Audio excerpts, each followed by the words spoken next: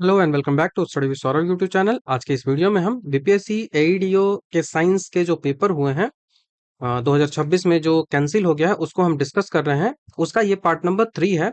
14 तारीख, 17 तारीख और 20 तारीख को जनरल जो स्टडीज है उसका पेपर हुआ था। उसमें ऑलमोस्ट आपको 30 साइंस के प्रश्न जो है वो पूछे गए हैं। यहाँ पे हमने 14 तारीख वाला जो पेपर था उसमें हम 32 क्वेश्चन जो साइंस के पूछे गए थे उनको हमने डिस्कस कर लिया है, जो कि पार्ट 1 और पार्ट 2 में डिस्कस किया है। आज हम जो है वो 17 अप्रैल को जो क्वेश्चन हुआ है, यहाँ पे आपको भी 31 सवाल अराउंड मिलेंगे, तो इसको भी हम डिस्कस करेंगे। ये भी पार्ट 2 में जाएगा, तो मतलब तीसरा पार्ट और चौथा पार्ट, दो पार्ट इसके लिए आएंगे। देन हम 20 जो अप्रैल है उसको डिस्कस करेंगे। डिटेल्ड डिस्कशन होता है, मतलब सॉल्यूशन जो होगा वो काफी डिटेल से होगा, ताकि अगर आगे इस टाइप के सवाल पूछे जाते हैं तो आप खुद को प्रिपेयर करके रखो। ठीक है, तो चलिए वीडियो की शुरुआत कर लेते हैं। यदि आपने पहले के वीडियोस नहीं देखे हैं तो उनको देख जरूर लीजिएगा, आपको आपको काफी हेल्प होगा। ठीक है, हमारा जो सवाल पूछा जा रहा है वो किंगडम से रिलेटेड सवाल है। आसान सा सवाल नहीं है, चलो पढ़ते हैं। सवाल है कि वर्गीकरण दिए गए हैं, क्लासिफिकेशन जो है वो 5 दिए गए हैं। उन क्लासिफिकेशन को बताना है कि क्रोनोलॉजिकल ऑर्डर में कि कौन सा वर्गीकरण जो है वो पहले आया और कौन सा जो है वो बाद में आया। ठीक है, तो टैक्सोनॉमी के इतिहास से संबंधित ये जो है वो सवाल है। यदि हम इसकी ओर बढ़ें तो सबसे पहले आपको दिख रहा है कि 5 क्लास क्लासिफिकेशन। तो 5 क्लास क्लासिफिकेशन मतलब 5 क्लास इसमें है, तो क्या 5 क्लास क्लासिफिकेशन जो है वो लीनियस के क्लासिफिकेशन से पहले आ सकता है? क्योंकि कार्लन जो लीनियस था उसने तो 2 क्लास क्लासिफिकेशन दिया था। लीनियस जो है, जिसको आर्टिफिशियल सिस्टम कहा जाता है, लीनियस, इसके द्वारा तो कुछ ही जैसे बाहरी लक्षण जो है वो क्या होता है, उसके अनुसार जो कार्ल लीनियस था उसने बाहरी लक्षण क्या होता है उसके अनुसार इसका क्लासिफिकेशन जो है वो दो पार्टों में किया था लीनियस ने। और उसको कहा गया था कि कार्ल लीनियस जो है वो फादर ऑफ टैक्सोनॉमी है। उन्होंने ही पहली बार पूरी दुनिया को बताया कि जीव जो है ना वो दो बड़े जगत में बटे हुए हैं। पहला जो है वो प्लांट और दूसरा जो है वो एनिमेलिया। अब इनका आधार क्या था? तो इनका आधार था कि पुंकेसर की संख्या, जो एंथर होता है, जो एंथर होता है, जो पुंकेसर होता है, उसकी संख्या पर आधारित, पुंकेसर की संख्या पर आधारित ये 2 क्लास क्लासिफिकेशन जो है वो लीनियस ने किया था। मैं चीजों को समझाऊंगा, लेकिन बस अभी आप क्वेश्चन का आंसर कैसे निकालना है इसको समझो। तो ये 2 क्लास क्लासिफिकेशन है। विटेकर वाला जो क्लासिफिकेशन है वो 5 क्लास क्लासिफिकेशन है।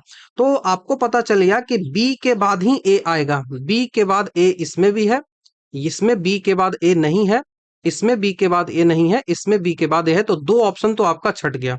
ठीक है, दो ऑप्शन आपका छट गया। अब देखते हैं कि बेंथम और हुकर की प्राकृतिक प्रणाली है, नाम नहीं सुना होगा आपने कभी। उसके बाद एंगलर और प्राउटल की जाति वृद्धि प्रणाली है। देन आपका पुष्पीय पौधों के लिए एपीजी तंत्र है। तो ये तीनों आपने नाम नहीं सुना है, तो यहाँ पे आप आके फंस जाओगे, सॉल्व करना बहुत मुश्किल हो जाएगा। तो चलिए देखते हैं कि क्या है। बेंथम और हुकर का जो नेचुरल सिस्टम है उसके बारे में थोड़ा सा जानते हैं। तो बेंथम और हुकर का नेचुरल सिस्टम है जिसमें जॉर्ज बेंथम और जोसेफ जो डाउल्ट हुकर है इनके द्वारा दिया दिया गया था। यह जो प्राकृतिक समानताएं और उनके आंतरिक लक्षण हैं इन पर आधारित ये सिस्टम था, जो कि लगभग 1862 के आसपास जो है वो दिया गया था। 1862 के आसपास जो है वो दिया गया था, तो इसको आप रख सकते हो 1862। ठीक है, मैं लीनियस वाले की बात करूं तो लीनियस वाला जो 2 क्लास क्लासिफिकेशन है उससे तो सॉल्व हो नहीं पाया था, तो आपको ईयर्स तो याद रखने ही पड़ेंगे। तो 1735 के आसपास ये था और ये 1862 के आसपास था। उसके बाद एंगलर और प्राउड का जो फिजियोजेनेटिक सिस्टम था, फाइलोजेनेटिक सिस्टम, फिजियो नहीं, फाइलोजेनेटिक सिस्टम, फाइलोजेनेटिक सिस्टम जो इसका था वो कब का था? तो वो था 1887 का, 1887 का। ठीक है, इसमें जो डार्विन का जो विकासवाद था, इवोल्यूशन ऑफ डार्विन था, उसके बाद ये जीवों के विकास जो इवोल्यूशनरी रिलेशनशिप था उस पर आधारित ये सिस्टम था। ठीक है, और ये जो 5 क्लास क्लासिफिकेशन है, ये जो 5 क्लास क्लासिफिकेशन था, ये जो दिया गया था वो 1969 में दिया गया था। 1969 में दिया गया था। उसके बाद जो एपीजी सिस्टम आपको पता चलता है, एपीजी सिस्टम, इसको पहली बार 1998 में दिया गया था। 1998 में दिया गया था पहली बार। जो डीएनए और मॉलिक्यूलर डेटा है, उसके आधार पर पौधों का आधुनिक वर्गीकरण जो है वो किया गया था। इसमें क्या किया गया था? डीएनए डीएनए और उनका जो मॉलिक्यूलर डेटा था, उसका जो आणविक डेटा था, मॉलिक्यूलर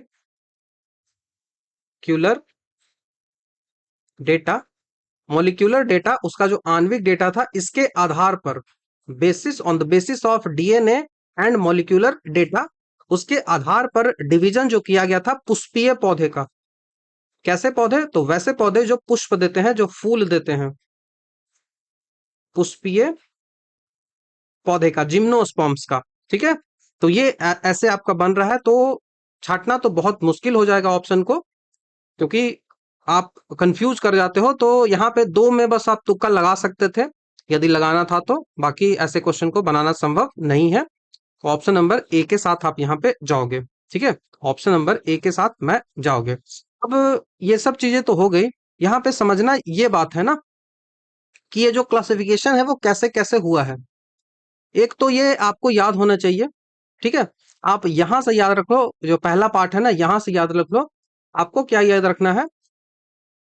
किंगडम छोड़ दो, यहां से के लिए आप पी लिखो, इसके लिए सी लिखो, इसके लिए ओ लिखो, और यहाँ फैमिली के लिए एफ लिखो, जीनस के लिए जी लिखो, और एस के लिए, स्पेसिस के लिए ये लिखो। अब इसको कैसे पढ़ना है?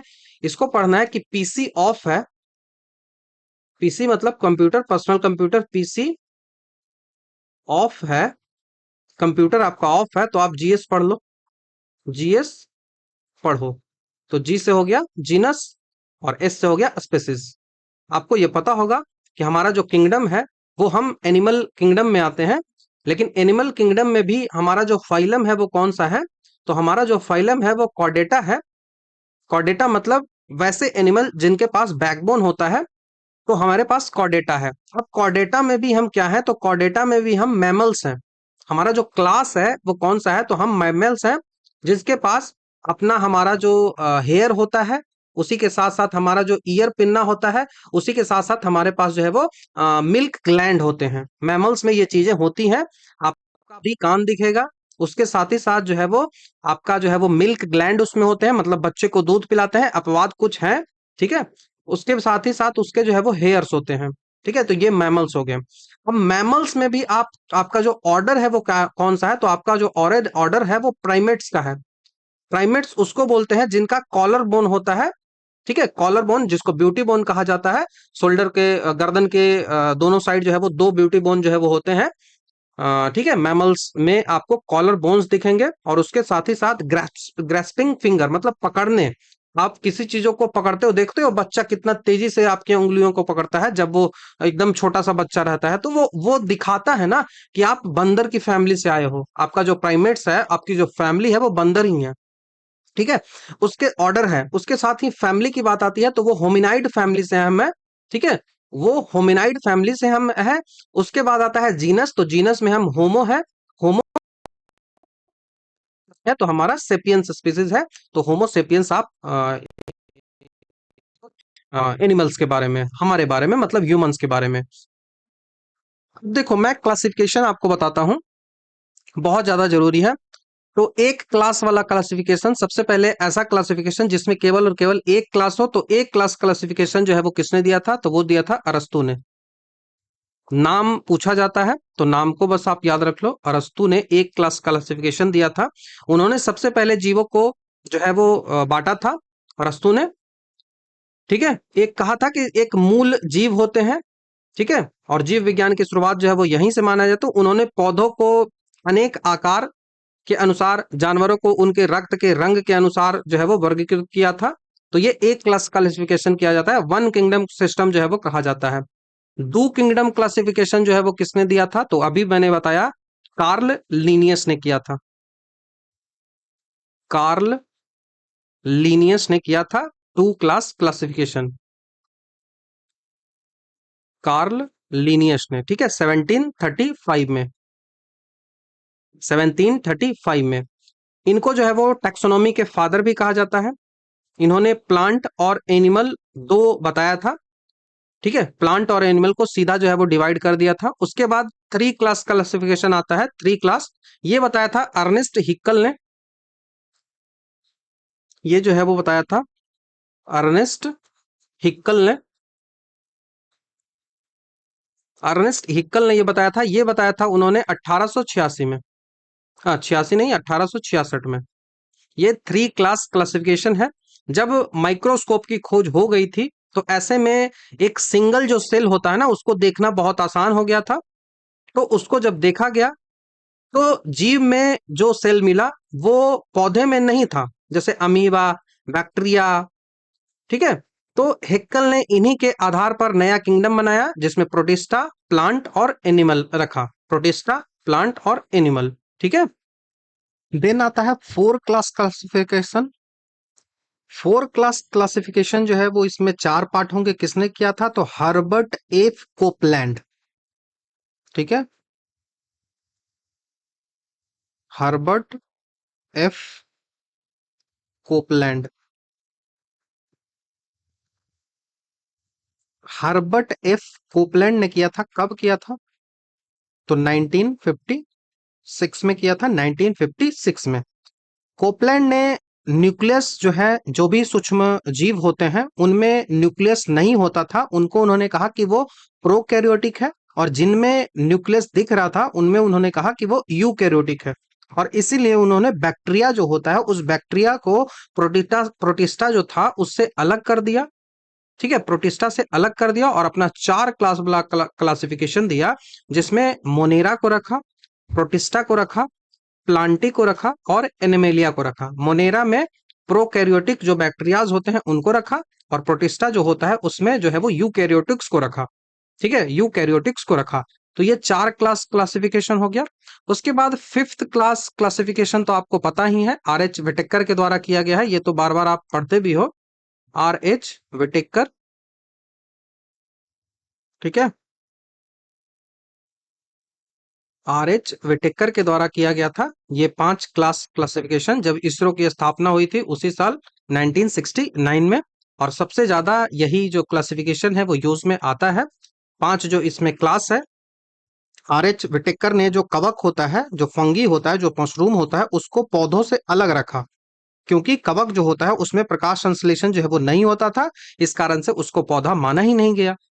तो इन्होंने जो डिवीजन किया उसमें मोनेरा रखा, प्रोटिस्टा रखा, फंगी रखा, प्लांटे रखा और एनिमेलिया रखा। ये पांच आपको याद होना चाहिए, रटा हुआ होना चाहिए। उसके बाद आता है सिक्स क्लास क्लासिफिकेशन। ये जो क्लासिफिकेशन किया गया था वो कार्ल वोइश के द्वारा किया गया था। कार्ल वोइश। कार्ल वोइश के द्वारा ये जो क्लासिफिकेशन किया गया था वो 1990 में किया गया था, 1990 में। इसमें उन्होंने आर आरएनए जो होता है, आर आरएनए जो होता है उसके आधार पर, देखो एम आरएनए और आर आरएनए होता है। ठीक है, मैसेंजर आरएनए होता है और एक आर आरएनए होता है। ठीक है, तो इस आधार पर मोनेरा जो जगत था, मोनेरा जो किंगडम था, उसमें बैक्टीरिया जो था ना उनको दो अलग अलग प्रकार के हैं। इसीलिए उनको मोनेरा जो था उसको दो पार्टों में तोड़ दिया, और मोनेरा जो है उसको दो पार्टों में तोड़ दिया और उसको आर्की बैक्टीरिया और यू बैक्टीरिया कह दिया। आर्की बैक्टीरिया और यू बैक्टीरिया कह दिया, और उसके बाद प्रोटिस्टा, फंगी, प्लांटी और एनिमेलिया सेम रह गया। ठीक है, जो बस जो मोनेरा जगत था उसको दो पार्टों में तोड़ दिया। आर्की बैक्टीरिया मतलब वैसे बैक्टीरिया जो बहुत पुराने हों और हर जगह वो रह जाते हैं। ठीक है, उसके बाद यू बैक्टीरिया जो सामान्य और आधुनिक बैक्टीरिया जो थे उनको यू बैक्टीरिया कहा गया, कार्ल वोइस के द्वारा। उसके बाद सेवन क्लास क्लासिफिकेशन आता है। सेवन क्लास क्लासिफिकेशन जो होता है उसको थॉमस कैवलियर स्मिथ ने दिया था। Thomas Thomas Cavalier Smith. Thomas Cavalier Smith ने दिया था। ये जो क्लासिफिकेशन दिया गया था वो दिया गया था 2015 के आसपास, या फिर आप मान सकते हो बेसिकली 1981 से लेकर 2015 के बीच माना जाता है। तो आप 2000 के बाद ही मान लो इसको, कि 2000 के बाद जो है वो इसको किया गया, लेटर लेटर 2000 जो है उसके बाद इसको किया गया। इसमें you bacteria, Archie bacteria, protozoa को भी इसमें अलग कर दिया गया। ठीक है, ये सबसे आधुनिक वर्गीकरण था। इसमें प्रोटिस्टा जो जगत है उसको और गहराई से समझाया गया, और शैवाल जो था और कुछ जो विशेष जीव थे उनको अलग कर दिया गया। ठीक है, उनको अलग कर दिया गया, और इसको जो है वो क्रोमिस्टा एक जो है वो अलग जगत बनाया गया, क्रोमिस्टा, और उसमें इसको जोड़ दिया गया। तो इनका जो था you bacteria, Archie bacteria, protozoa, और उसके बाद जो है वो क्रोमिस्टा आता है। क्रोमिस्टा में कुछ विशिष्ट प्रकार के जो प्रकाश संश्लेषी जीव होते हैं और जो भूरे शैवाल होते हैं, जैसे डाइटम हो गया, ब्राउन एल्गी हो गया, ये सब को रखा गया था। उसके बाद फंगी, प्लांटी और एनिमेलिया। ठीक है, फंगी, प्लांटी और एनिमेलिया इस तरीके से होते हैं। ठीक है, तो ये 7 क्लास तक जाता है, ये आपको समझ में आ गया होगा। कोई भी आपसे सवाल पूछा जा सकता है, और पीछे तो मैंने बता ही दिया है कि इसका आंसर आप कैसे छाट सकते हो। ठीक है, इसका आंसर आप कैसे निकाल सकते हो। मुश्किल था, लेकिन हाँ, निकाला जा सकता है। थोड़ा सा तुक्का लगाना भी पड़ेगा। ठीक है, जैसे कुछ सवाल आपसे पूछा जाएगा कि आधुनिक वर्गीकरण का जनक कौन है, फादर ऑफ टैक्सोनॉमी मॉडर्न, तो कार्ल लिनियस होता है। 2 क्लास क्लासिफिकेशन तो कार्ल लिनियस होता है। 5 क्लास क्लासिफिकेशन जो है वो किस वर्ष दिया गया था, तो 1969 में दिया गया था।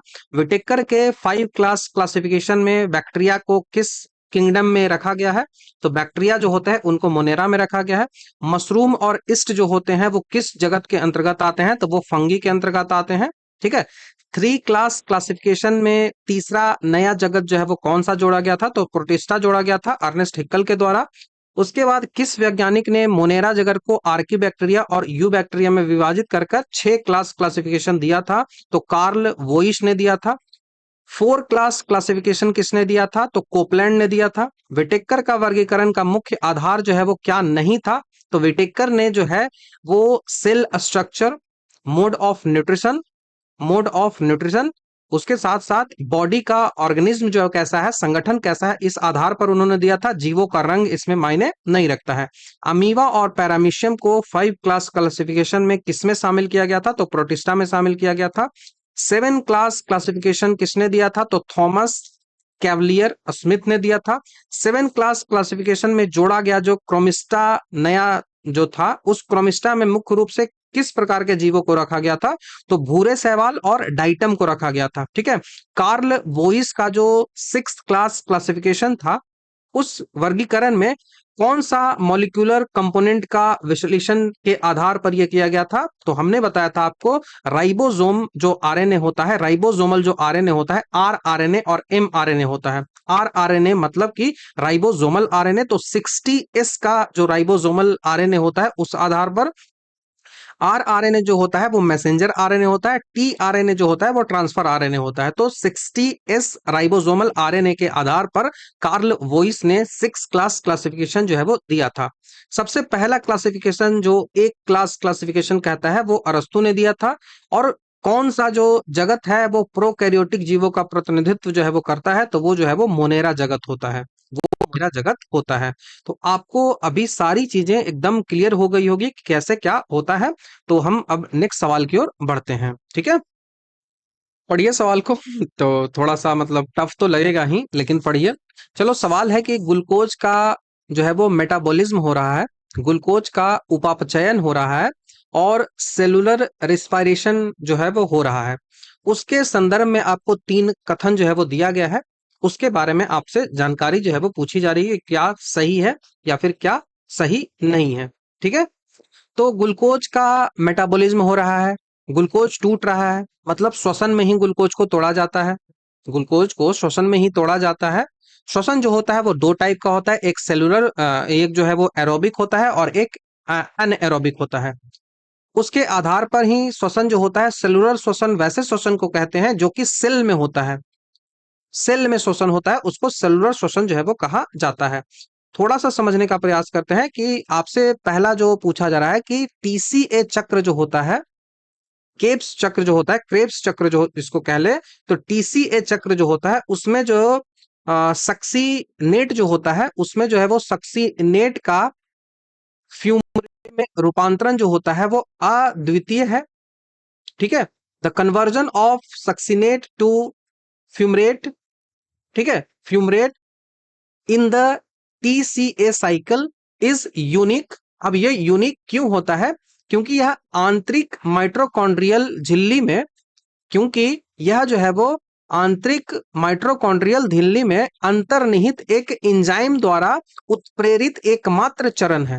क्योंकि ये जो है वो it is only step catalysed by an enzyme embedded in the inner mitochondrial, ठीक है, इनर माइटोकॉन्ड्रियल, आंतरिक माइटोकॉन्ड्रियल जो मेम्ब्रेन होता है उसमें ये अंतर्निहित एक एंजाइम द्वारा उत्प्रेरित एकमात्र चरण होता है और सीधे तौर पर टीसीए चक्र से, सीधे तौर पर टीसीए चक्र से इलेक्ट्रॉन परिवहन श्रृंखला तक जोड़ता है, इलेक्ट्रॉन परिवहन श्रृंखला तक जोड़ता है।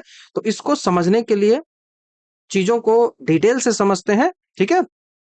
तो अब देखो, सबसे पहले तो आपको टीसीए के बारे में जब पूछा जा रहा है, क्रेब्स चक्र के बारे में जब पूछा जा रहा है, तो ये है श्वसन से रिलेटेड, रेस्पिरेशन से रिलेटेड।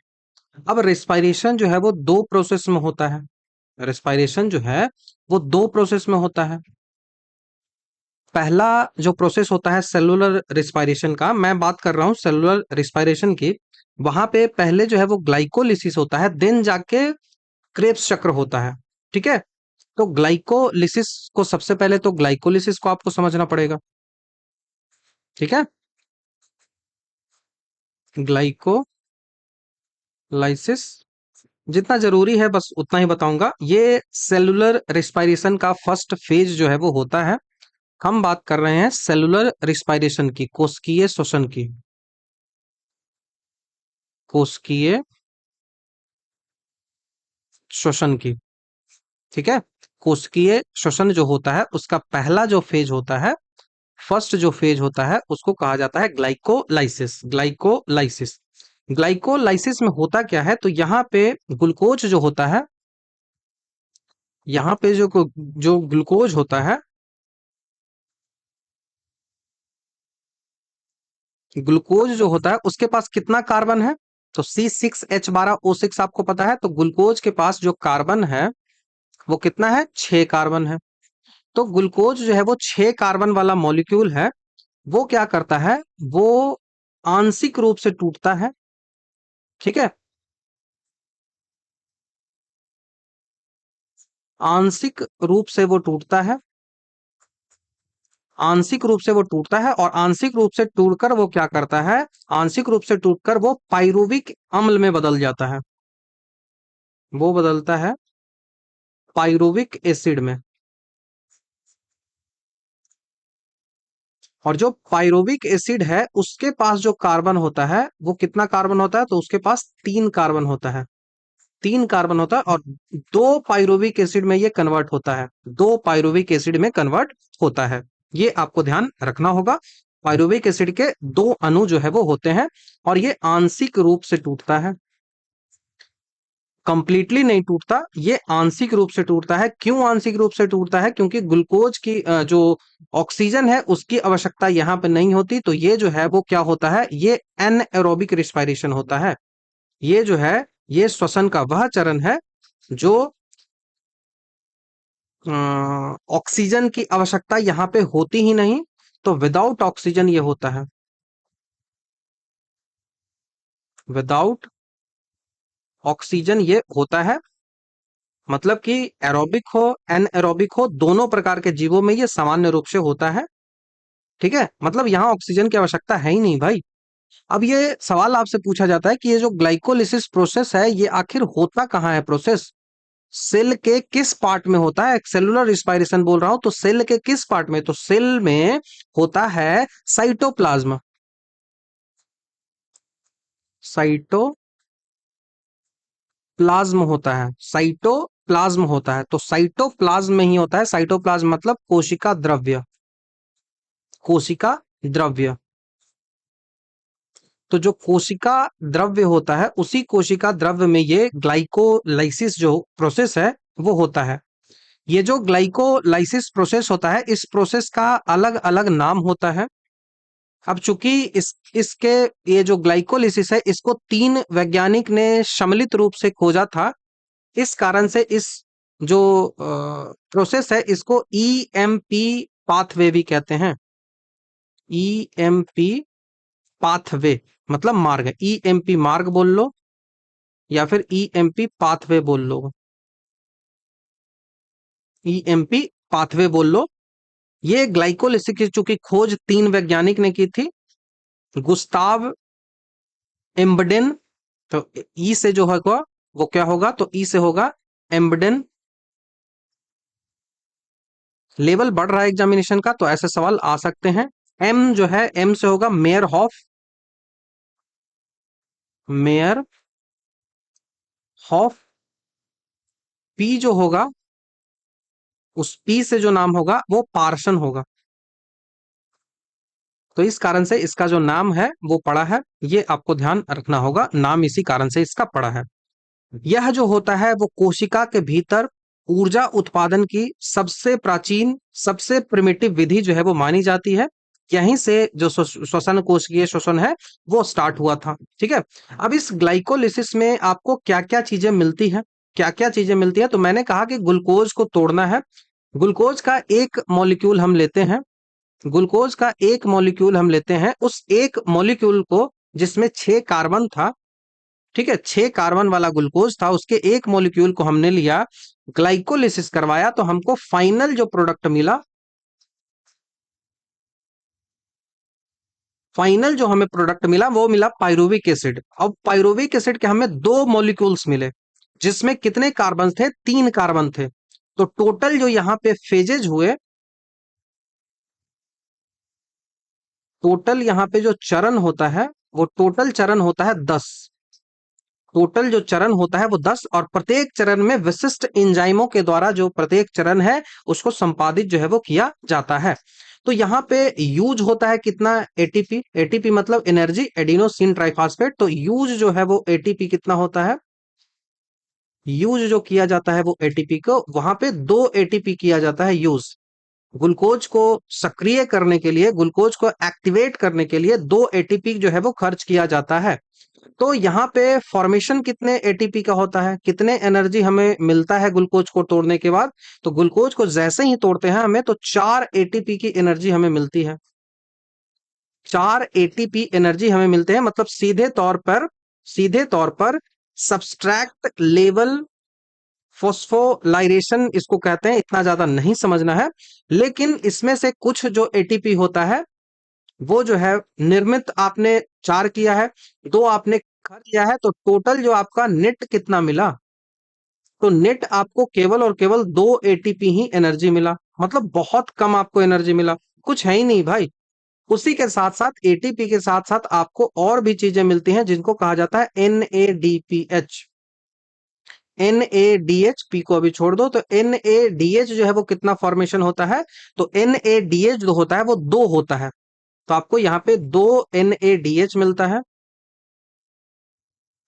2 एनएडीएच मिलता है। उसी के साथ साथ एक जो है वो हाइड्रोजन आयन भी आपको मिलता है, जो कि बाद में इलेक्ट्रॉन ट्रांसफॉर्मेशन जो चेन होता है उसमें चला जाता है। उसमें जाने के लिए जो ऊर्जा है वो आपके पास होनी चाहिए ना, तो उसमें वो खर्च हो जाता है। ठीक है, उसमें ऊर्जा खर्च हो जाता है। तो ग्लाइकोलिसिस को यदि आपको समझना है तो इसको 2 फेजेज में आपको समझने का प्रयास करना चाहिए। पहला फेज होता है प्रिपरेटरी फेज, मतलब ऊर्जा निवेश चरण।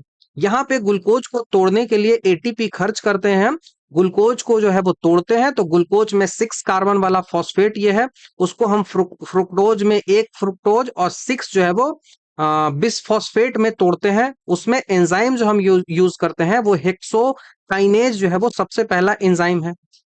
एंजाइम जो यहाँ पे यूज किया जाता है वो हेक्सोकाइनेज एंजाइम होता है। दूसरा जो फेज आता है वो एनर्जी का फेज आता है, जहां पे हमें एनर्जी मिलती है, तो हमें 2 अणु पायरोविक एसिड मिलता है, 2 अणु पायरोविक एसिड मिलता है, ये हमने ऑलरेडी बता रखा है आपको। ठीक है, तो ऑक्सीजन यहाँ पे नहीं यूज किया जाता है और ना ही CO2 आपको बाहर निकलता है। ग्लाइकोलिसिस के बाद जो पायरुविक एसिड होता है, वो यही पायरुविक एसिड आगे चल के कहां जाएगा, यही जो पायरुविक एसिड है वो आगे चल के जाएगा अगला प्रोसेस में, और सेल का एक स्ट्रक्चर होता है जिसको बोलते हैं माइटोकॉन्ड्रिया। सेल का एक स्ट्रक्चर होता है जिसको बोलते हैं माइटोकॉन्ड्रिया। माइटोकॉन्ड्रिया। इस माइटोकॉन्ड्रिया में चला जाता है ये पायरुविक एसिड, और यहाँ पे फिर से जो है वो ग्लूकोज को कंप्लीटली तोड़ा जाता है, जिसको आगे हम पढ़ेंगे। ठीक है, जिसको आगे हम पढ़ेंगे।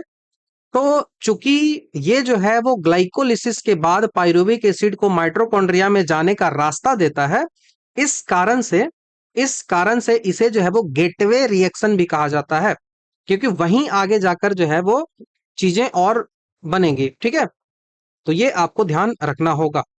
सवाल आपसे पूछा जाता है, मैंने ऑलरेडी जब अपना क्लास में इस चीज को डिस्कस किया था तो वहां पे मैंने बताया भी था कि श्वसन गुणांक जो है वो कितना होता है। तो श्वसन गुणांक कार्बोहाइड्रेट का 1 होता है। सवाल पूछा जा सकता है आपको रेस्पिरेटरी कांस्टेंट, आपसे पूछा जाता है रेस्पिरेटरी कांस्टेंट। तो रेस्पिरेटरी जो कोशेंट, कांस्टेंट बोल रहा हूँ, रेस्पिरेटरी कोशेंट श्वसन गुणांक जो होता है वो कार्बोहाइड्रेट का कितना होता है। तो आप कार्ब्स का याद रखो, 1 होता है। मुझे आप बताओ कि प्रोटीन का क्या होता है। मुझे आप एक कमेंट करके बताओ कि प्रोटीन हो गया, कार्बोहाइड्रेट हो गया, तीसरा फैट हो गया। फैट का जो रेस्पिरेटरी कोसेंट होता है वो कितना होता है। अवायवीय जो श्वसन होता है उसमें ग्लाइकोलिसिस के बाद पायरुविक एसिड जो है वो सीधा लैक्टिक एसिड और एथेनॉल में कन्वर्ट हो जाता है, जिस कारण से आपकी जो मांसपेशियां होती है ना उनमें लैक्टिक एसिड जमता भी है और वो पेन भी करता है बहुत ज्यादा। इसीलिए आप जब दौड़ते हो ना तो आपको सांसें ज्यादा आप लेते हो, क्योंकि ऑक्सीजन आपको ज्यादा चाहिए, ऑक्सीजन आपको ज्यादा चाहिए। ठीक है, तो एनर्जी आपको पता होना चाहिए कौन सा एनर्जी कितना है। तो आपने प्रत्यक्ष रूप से 2 एटीपी लिया, एनएडीपीएच आपने जो है वो कितना लिया, तो एनएडीपीएच जो है वो आपने टोटल का टोटल 6 लिया। 2 एनएडीपीएच आपने लिया तो 2 एनएडीपीएच से आपको कितना एटीपी मिल गया, तो यहां से आपको जो है वो 6 एटीपी मिल गया। 6 एटीपी आपने यहां से गेट कर लिया। आगे समझेंगे, मैंने बहुत प्रोसेस पहले भी बता रखा है कि कैसे होता है। एक एनएडीपीएच जो होता है, ये भी सवाल पूछा जा सकता है, एक एनएडीएच जो होता है, एक एनएडीएच से आपको कितना मिलता है, तो एक एनएडीएच से आपको 3 एटीपी मिलता है, 3 एटीपी मिलता है। तो हमने, हमारे पास 2 एनएडीएच है तो इससे हमको 6 एटीपी यहां से मिल गया। तो टोटल एटीपी 2 यहां मिला और 6 यहां मिला, तो टोटल जो है वो हमें कितना मिला, टोटल जो हमें एटीपी जो मिला वो जो है वो 8 एटीपी मिला,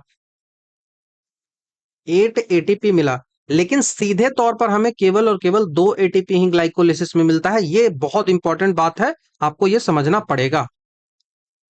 ठीक है, अब वैसी कोशिकाएं जिनमें ऊर्जा का एकमात्र जो स्रोत होता है, कोशिकाओं, उन कोशिकाओं के लिए जिन्हें ऊर्जा का एकमात्र स्रोत जिसमें माइटोकॉन्ड्रिया नहीं होता है, जैसे आरसीबी, आरबीसी, लाल रक्त जो कोशिकाएं होती हैं, उनमें ऊर्जा के स्रोत के रूप में ये काम करता है। ठीक है, ऊर्जा के स्रोत के रूप में ये काम करता है। ये बहुत इंपॉर्टेंट है, आपको याद रखना है। जब आप व्यायाम व्यायाम करते हो तो वहां पे ऑक्सीजन की कमी होती है, दौड़ते हो तो ऑक्सीजन की कमी होती है, ग्लाइकोलिसिस प्रोसेस बहुत तेज हो जाता है, जिस कारण से आपकी मांसपेशियों में लैक्टिक एसिड जमता है और आपका मांसपेशिया जो है वो फटीक होता है, दर्द करने लगता है। ठीक है, फटीक होता है और दर्द करने लगता है। अब यदि आपको एक एंजाइम होता है पाइरोवेट काइनेज एंजाइम, यदि इस एंजाइम की आपको कमी हो गई तो आपको जो है वो एनीमिया हो सकता है, हेमियोलैटिक एनीमिया आपको हो सकता है। तो वो एंजाइम आपको जो है वो होना चाहिए। ये सब सवाल हो सकता है कि एग्जामिनेशन में पूछा जाए। तो पाइरोवेट काइनेज एंजाइम की कमी जब हो जाएगी आपको, कौन सी एंजाइम, तो आपको याद रखना है पाइरुवेट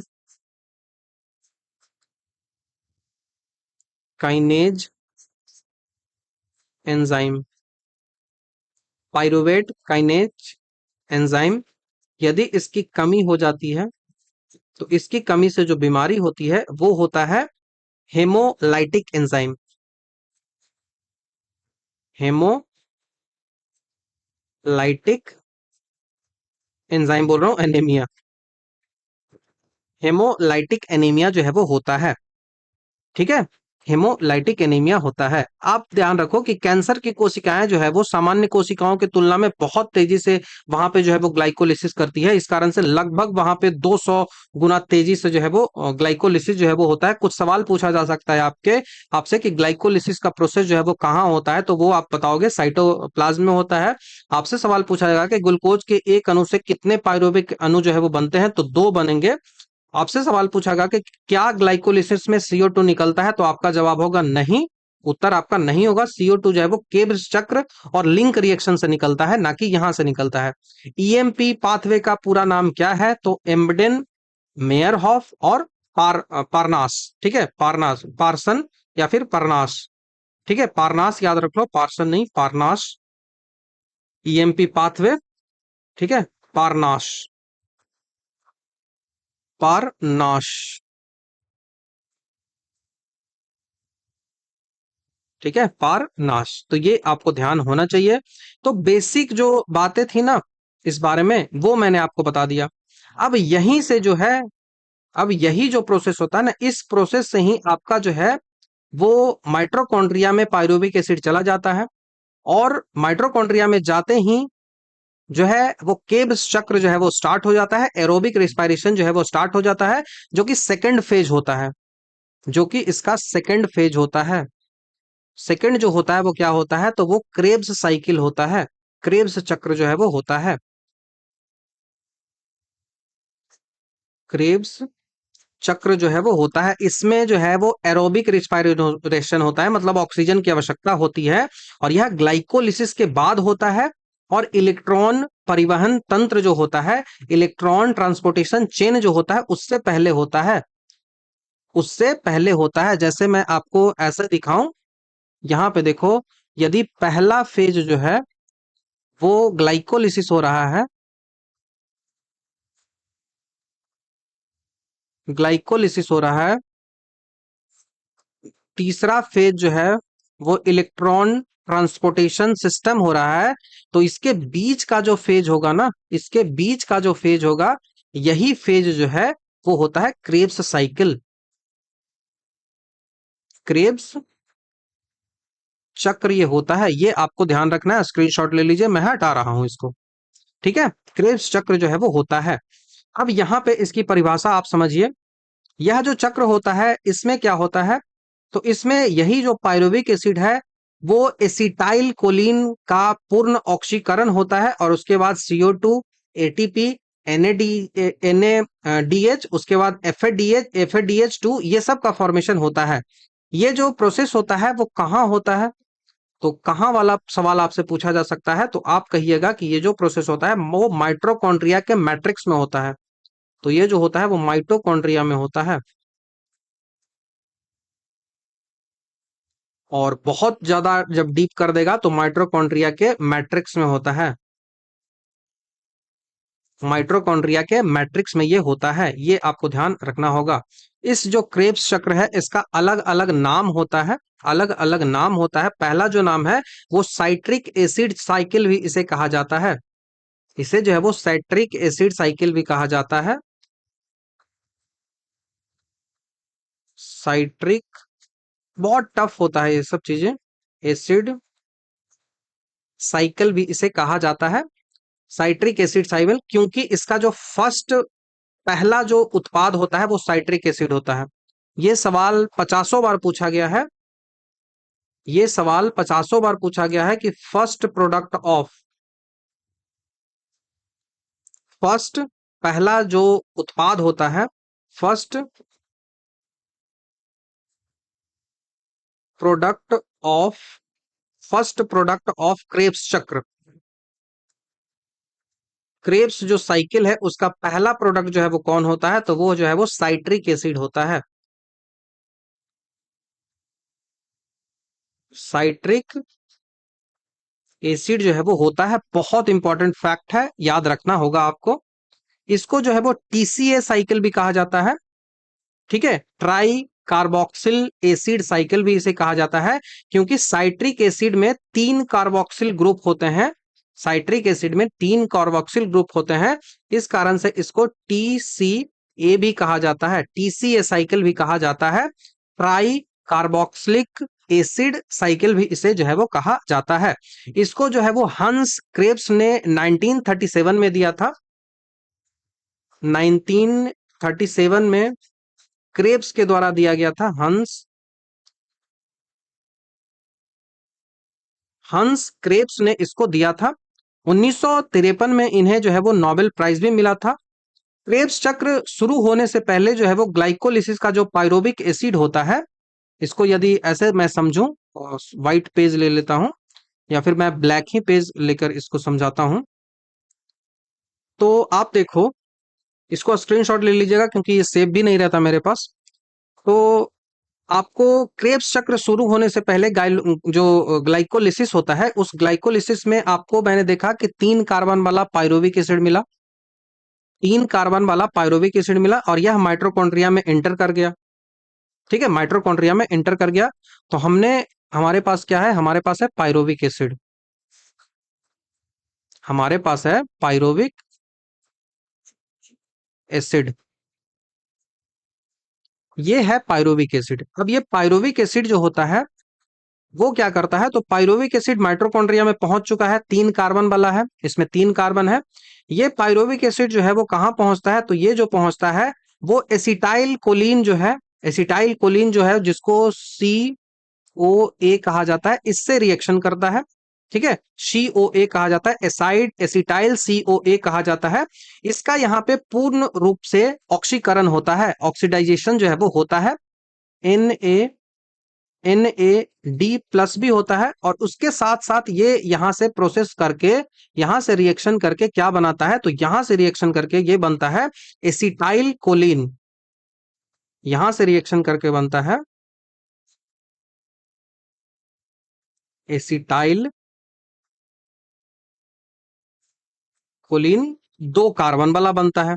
उसी के साथ साथ यहाँ पे जो है वो CO2 निकलता है, CO2 के साथ साथ NADH है वो भी निकलता है। यहाँ पे जो हम एंजाइम को यूज करते हैं, यहाँ पे जो है वो एंजाइम को यूज किया जाता है, उस एंजाइम को पायरोबिक डिहाइड्रोजनेज एंजाइम को यूज किया जाता है। यहाँ पे जो यूज किया जाता है एंजाइम वो होता है पायरुवेट पायरुवेट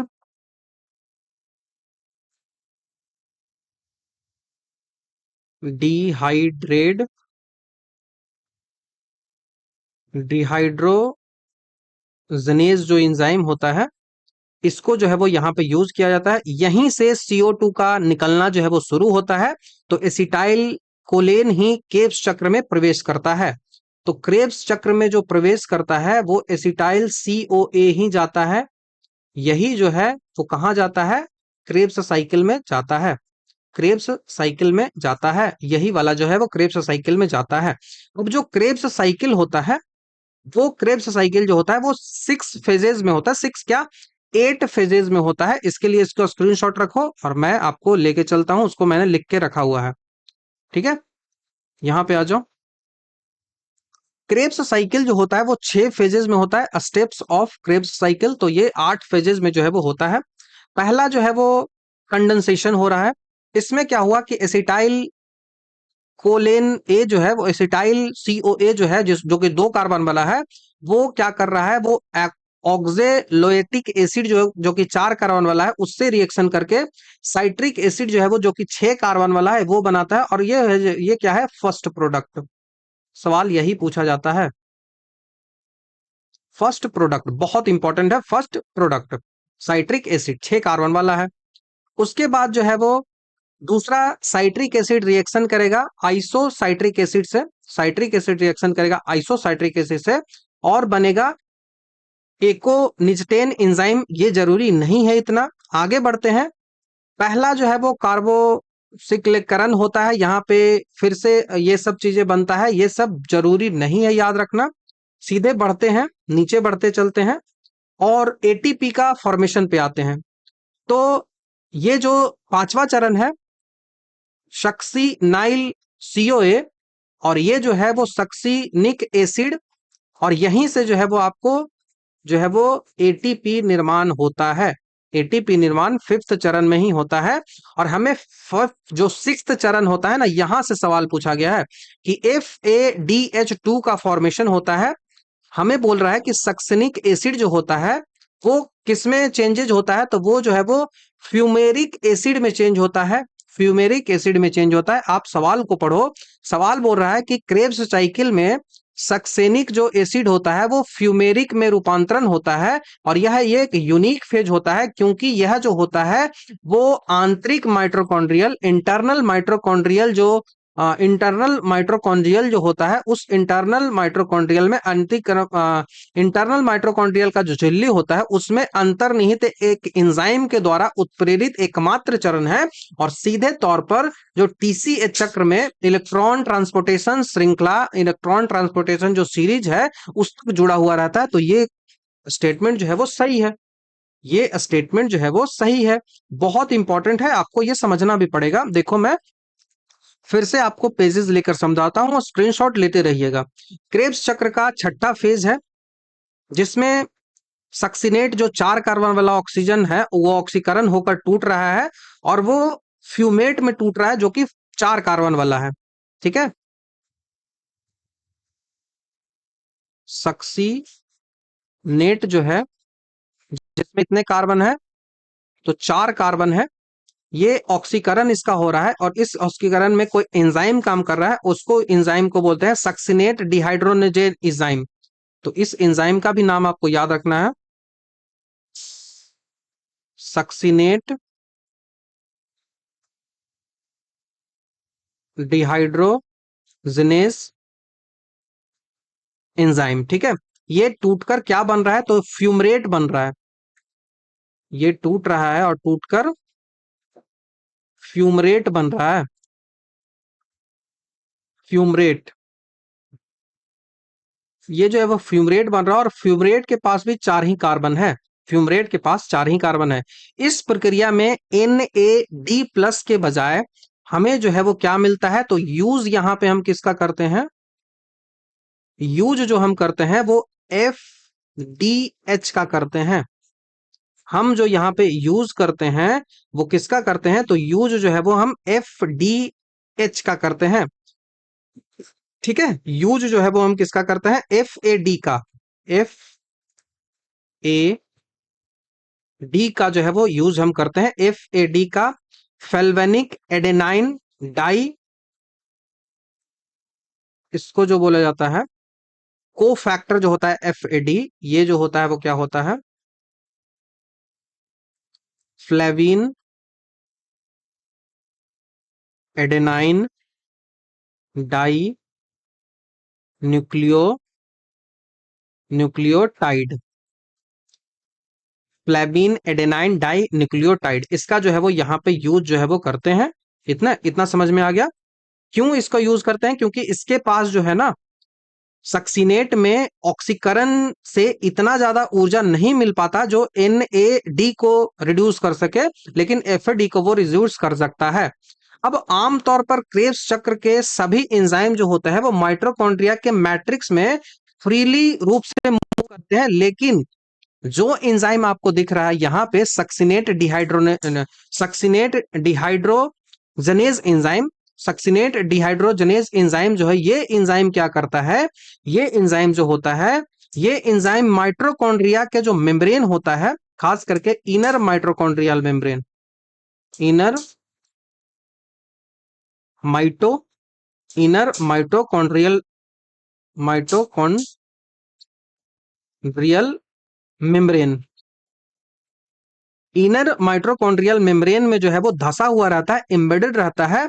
और यही स्थिति जो होते हैं इसे ही केब्स चक्र और ETC के बीच जो है वो फिजिकल लिंक जो है वो कहा जाता है।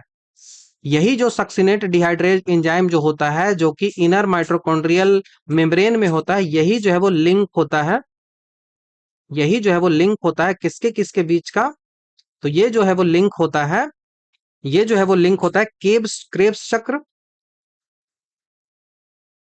क्रेब्स चक्र और इलेक्ट्रॉन ट्रांसपोर्टेशन साइकिल है, उनके बीच का जो है वो लिंक होता है, उनके बीच का जो है वो लिंक होता है। और इस लिंक को कहते हैं सक्सिनेट डिहाइड्रेज या फिर इनर मेम्ब्रेन में जो धसा हुआ होता है वही, ठीक है। इनर मेम्ब्रेन में जो धसा हुआ एंजाइम होता है, इस कारण से ये जो है वो एंजाइम जो है वो यूनिक हो जाता है। तो आप देखो यहाँ पे यूनिक लिखा हुआ है कहीं, तो यह उत्प्रेरित एकमात्र चरण है, एकमात्र यूनिक है, जो सीधे तौर पर टीसीए चक्र से इलेक्ट्रॉन परिवहन श्रृंखला से जुड़ा हुआ रहता है। तो ये तो स्टेटमेंट सही है, मैंने आपको समझा भी दिया काफी डिटेल से। अब ये जो होता है क्रेब्स चक्र में, यह एंजाइम जो होता है वो एंजाइम के रूप में सक्सिनेट से हाइड्रोजन निकालकर उसे जो है वो फ्यूमरेट में बदल देता है। यही एंजाइम इसको फ्यूमरेट में बदल देता है। और ईटीसी में जब इलेक्ट्रॉन ट्रांसपोर्टेशन वाला फेज आता है, वहां पे इसे कॉम्प्लेक्स 2 के नाम से जाना जाता है। और यह जो है वो सक्सिनेट से जो भी प्राप्त इलेक्ट्रॉन होता है उसको जो है वो एफ ए डी टू के माध्यम से आगे जो है वो कन्वर्ट कर देता है और आगे प्रोसेस चला जाता है। उतना हमको नहीं समझना है प्रोसेस को पूरा। तो ये एक स्टेटमेंट तो आपको समझ में आ गया कि कैसे सही है या फिर कैसे है, ठीक है। यहाँ पे कुछ और इंपॉर्टेंट फैक्ट है जो आपको समझना है। जैसे कि अक्सर पूछा जाता है, सवाल पूछा जाता है कि मेलोनेट जो है वो क्या है। तो मेलोनेट की जो संरचना होती है वो सक्सिनेट से बहुत मिलती जुलती है। यह जो है वो सक्सिनेट डिहाइड्रोजिनेज एंजाइम के साथ जुड़ा होता है और असली सक्सिनेट को काम नहीं करने देता है। तो इसे ही कंपटेटिव इनहिबिशन जो है वो कहा जाता है। कंपटेटिव इनहिबिशन का सबसे अच्छा उदाहरण जो है वो माना जाता है, इससे क्रेब्स चक्र जो है वो रुक जाता है। तो सवाल ये पूछा जा सकता है कि क्रेब्स चक्र को कौन रोकता है। तो क्रेब्स जो साइकिल है उसको कौन जो है वो रोकता है। सिंपल, ऐसे एकदम सिंपल भाषा में यदि आपसे पूछा जाए कि कौन रोकता है, आपका जो आंसर होना चाहिए वो मेलोनेट होना चाहिए। मेलोनेट जो है वो आपका आंसर होना चाहिए, ये आपको ध्यान रखना होगा। तो यहाँ पे एंजाइम का सक्सिनेट डिहाइड्रोजिनेज एंजाइम होता है। इसका अन्य नाम जो है वो कॉम्प्लेक्स 2 भी कहते हैं, जो कि ईटीसी का पार्ट है, ठीक है। स्थान इनर माइटोकॉन्ड्रियल झिल्ली होता है। इनहिबिटर के रूप में कौन कार्य करता है, तो मेलोनेट काम करता है। फाइनल प्रोडक्ट जो है वो क्या बनता है, तो फ्यूमरेट 4 कार्बन वाला, उसी के साथ साथ एफ ए डी एच 2। मैंने आपको ये सब पूरा समझा दिया है, ठीक है। मैंने आपको ये सब पूरा समझा दिया। बाकी क्रेब्स चक्र जो है उसको भी मैंने अभी आपको एक्सप्लेन कर दिया है कि कैसे होता है। लेकिन क्रेब्स चक्र में कैसे कैसे जो है वो कैसे ये मिलता है, ये भी मैं आपको यहाँ पे थोड़ा सा एक्सप्लेन कर ही देता हूँ, ठीक है। तो ग्लूकोज के एक अणु के लिए 2 बार जो है वो ये चलता है, ये भी आपको याद रखना है। ग्लूकोज का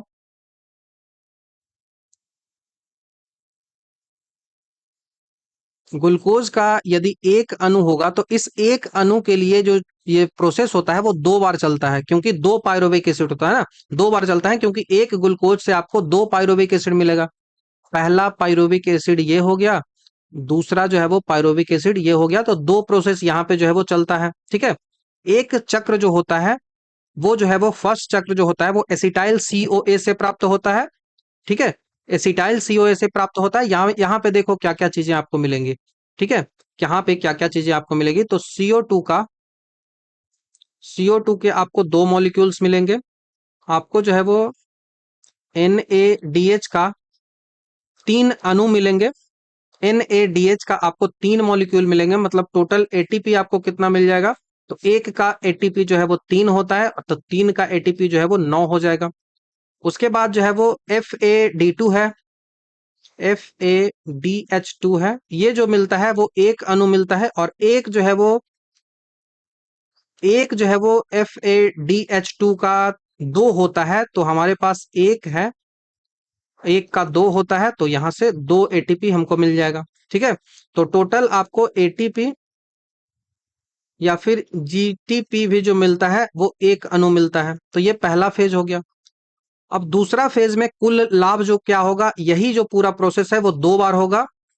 तो 2 एटीपी, उसी के साथ साथ 6 जो है वो NaDH, 2 ATP 6 NaDH, then 2 FADH2 plus 4 CO2।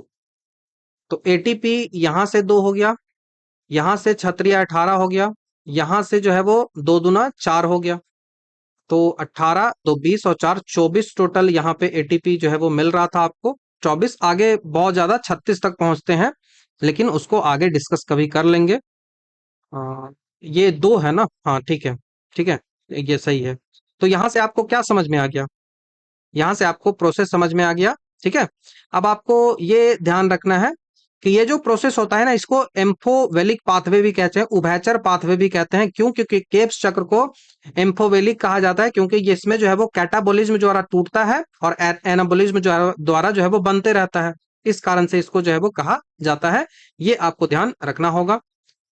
बिना ऑक्सीजन के यह चक्र जो है वो रुक जाता है। यही कारण है कि अवायवीय जीवों में ऊर्जा जो है वो कम बनती है।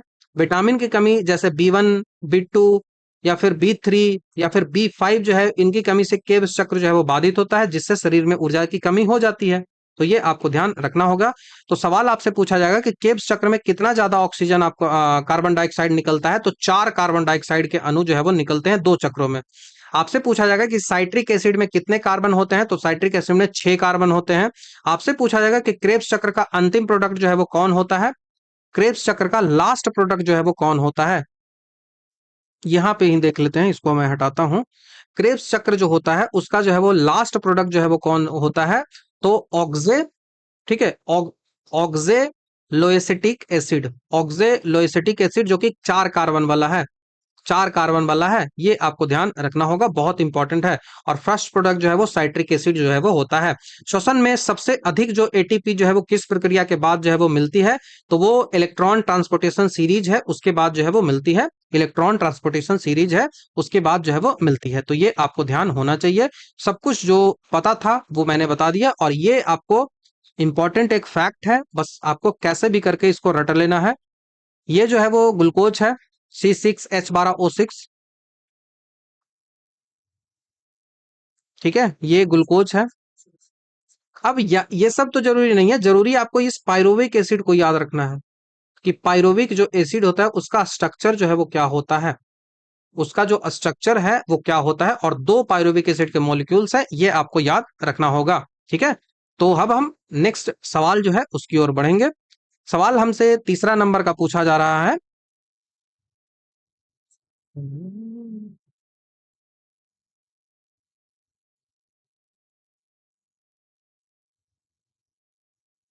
अब बात आती है दूसरे स्टेटमेंट की। दूसरा स्टेटमेंट है कि ऑक्सीडेटिव फॉस्फोराइलेशन, ऑक्सीडेटिव फॉस्फोराइलेशन कोशिकीय श्वसन का एकमात्र चरण है जहां ऑक्सीजन का सीधे उपभोग होता है, यूज होता है, और इस चरण में उत्पन्न सभी एटीपी जो है वो सब स्टेट स्तरीय फॉस्फोराइलेशन द्वारा निर्मित होते हैं। इंग्लिश में भी समझ लो कि ऑक्सीडेटिव फॉस्फोलाइरेशन जो है, ये एक ओनली स्टेज होता है सेलुलर रेस्पिरेशन का, कोशिकीय श्वसन का, जहां पे ऑक्सीजन जो होता है वो डायरेक्टली कंज्यूम्ड होता है, और उसके साथ ही एटीपी जो है वो जनरेट होता है। In this stage is produced by substrated level phosphorylation, ठीक है। तो ये स्टेटमेंट है, ये जो स्टेटमेंट है वो गलत है। क्यों गलत है इसकी चर्चा कर लेते हैं, ठीक है। तो हमें जो सवाल पूछा जा रहा है, कौन सा कथन जो है वो सही है, तो यह सही है कि ऑक्सीजन का सीधा उपयोग जो है केवल ऑक्सीडेटिव फॉस्फोराइलेशन जो होता है, ईटीसी जो होता है, वहां पे होता है। लेकिन यह उत्पन्न जो एटीपी होता है वो सबस्ट्रेट स्तरीय फॉस्फोराइलेशन से नहीं बनता है। एटीपी का जो निर्माण होता है वो ऑक्सीडेटिव फॉस्फोराइलेशन से बनता है, एटीपी सिंथेसिस एंजाइम के द्वारा। तो ये जो बनने का जो प्रोसेस है वो सब स्तरीय फॉस्फोराइलेशन है, इससे नहीं बनता।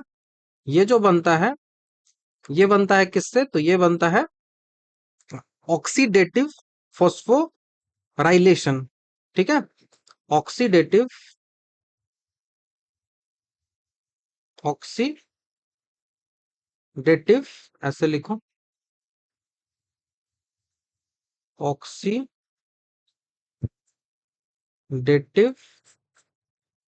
फॉस्फोराइलेशन, ठीक है। एटीपी सिंथेसिस एंजाइम होता है, ठीक है, एटीपी सिंथेसिस एंजाइम होता है, उसके द्वारा सब स्टेट स्तरीय फॉस्फोराइलेशन जो होता है वो ग्लाइकोलिसिस और के क्रेब्स चक्र में होता है।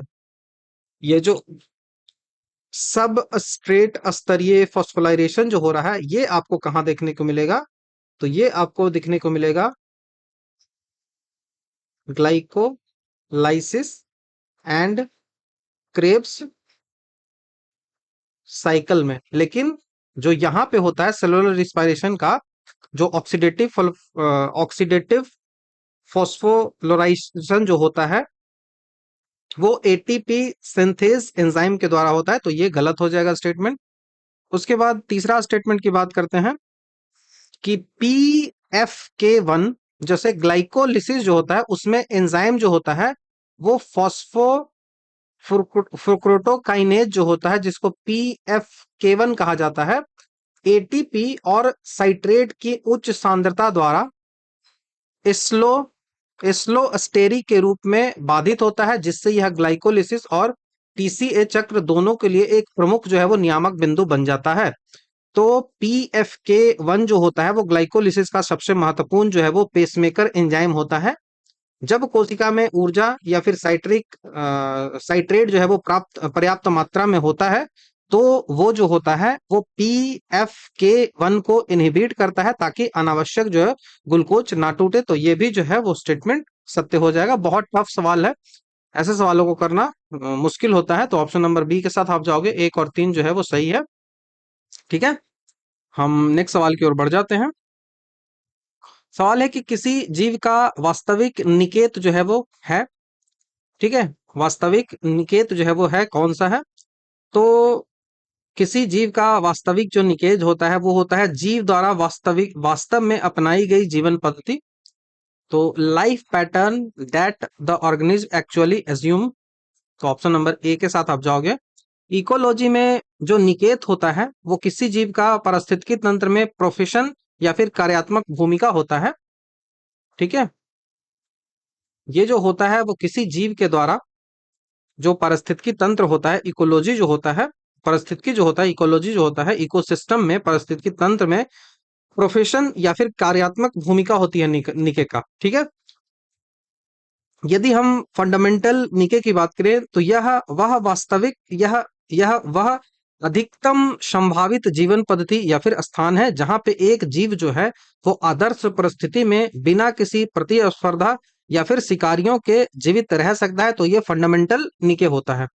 वास्तविक निके की बात करें, निकेत या फिर निके बोल लो, तो वास्तविक जो निकेत होता है वो जब जीव को प्रकृति में अन्य प्रजातियों के साथ जो है वो कंपटीशन करना पड़ता है, वहां पे जो है वो प्रेडेटर होते हैं और अन्य दबावों का सामना करना पड़ता है, तो वह जो जीव जो है वो सीमित जीवन पद्धति या फिर भूमिका को वास्तव में एक्चुअली में वो अपनाता है और उसे वास्तविक निकेत जो है वो कहते हैं। तो निकेत का सीधा सा मतलब हो गया कि अपना जीवन उसका पद्धति कैसा है। और ये निकेत जो होता है वो दो टाइपों से जाता है। एक जो होता है वो फंडामेंटल होता है, फंडामेंटल जब आप पढ़ोगे इन्वायरमेंट तो वहां पे पढ़ना होता है। ठीक है, तो ये एक फंडामेंटल निके हो गया। और दूसरा जो होता है वो रियलाइज्ड निके या फिर वास्तविक निके, रियलाइज्ड निके या फिर वास्तविक निके। वास्तविक में जहां पे आपको लड़ाई झगड़ा हो रहा है, सब कुछ हो रहा है, तो एक्चुअली में आप जो अपनाते हो वो हो गया जीवन पद्धति। फंडामेंटल मतलब एकदम आराम से, कोई भी प्रतिस्पर्धा नहीं है, नो कंपटीशन, नो कंपटीशन, कोई भी कंपटीशन नहीं और यहाँ पे कंपटीशन है। ठीक है, यहाँ पे कंपटीशन है, ये आपको ध्यान रखना होगा। जो निकेत शब्द है वो किसने दिया? कभी सवाल पूछा जाए कि जो निकेत जो शब्द है, ये जो निकेत शब्द दिख रहा है, ये निकेत शब्द जो है वो किसने दिया था? तो ये निकेत शब्द जो दिया था वो ग्रिनेल ने दिया था, जे ग्रिनेल, जे ग्रिनेल, ग्रिनेल ने दिया था। गॉस का प्रतिस्पर्धी उपवर्ज्य सिद्धांत जो होता है ये बताता है कि समान निकेत वाली जो प्रजातियां जो है वो एक साथ लंबे समय तक को एग्जिस्टेंस में नहीं रह सकती है, क्योंकि वो आपस में लड़ेंगे ही। तो ये सब पता नहीं, पूछेगा नहीं पूछेगा। तो उतना ज्यादा नहीं एक ही बार में देखना है। जब होगा तो मैं इन्वायरमेंट जब पढ़ाऊंगा ना तो बता भी दूंगा वहां पे। आप विकल्प डी को देखिए। वह क्षेत्र जहां कोई प्रजाति जो है वो शोषणकारी प्रतिस्पर्धा के दौरान कब्जा कर सकती है। तो यहाँ पे जो ऑप्शन नंबर डी है, केवल एरिया और केवल जो शोषणकारी प्रतिस्पर्धा होती है, एक्सप्लोटेटिव कंपटीशन की बात करता है। ठीक है, ये एरिया जो है वो यहाँ पे कॉम्पिटिटिव जो शोषणकारी प्रतिस्पर्धा है, एक्सप्लॉइटेटिव कंपटीशन की बात करता है। और निकेत जो होता है ना, वहां पे केवल भौतिक क्षेत्र नहीं होता, वहां पे संपूर्ण जो लाइफ पैटर्न होता है उसको यहाँ पे रखा जाता है, और इसमें सभी प्रकार के जैविक दबाव जो है वो शामिल किए जाते हैं। तो ये ध्यान आपको रखिएगा। नेक्स्ट सवाल की ओर बढ़ते हैं। सवाल है आसान सा कि जब हम किसी वृक्ष पर हरा रंग डालते हैं तो क्या होता है। हरा रंग हम डाल रहे हैं, एक पेड़ है, एक पेड़ है, उस पेड़ पर हम हरे कलर का प्रकाश जो है वो डाल रहे हैं। एक लाइट है जो यहां से ऐसे जो है वो लाइट निकल निकल रही है।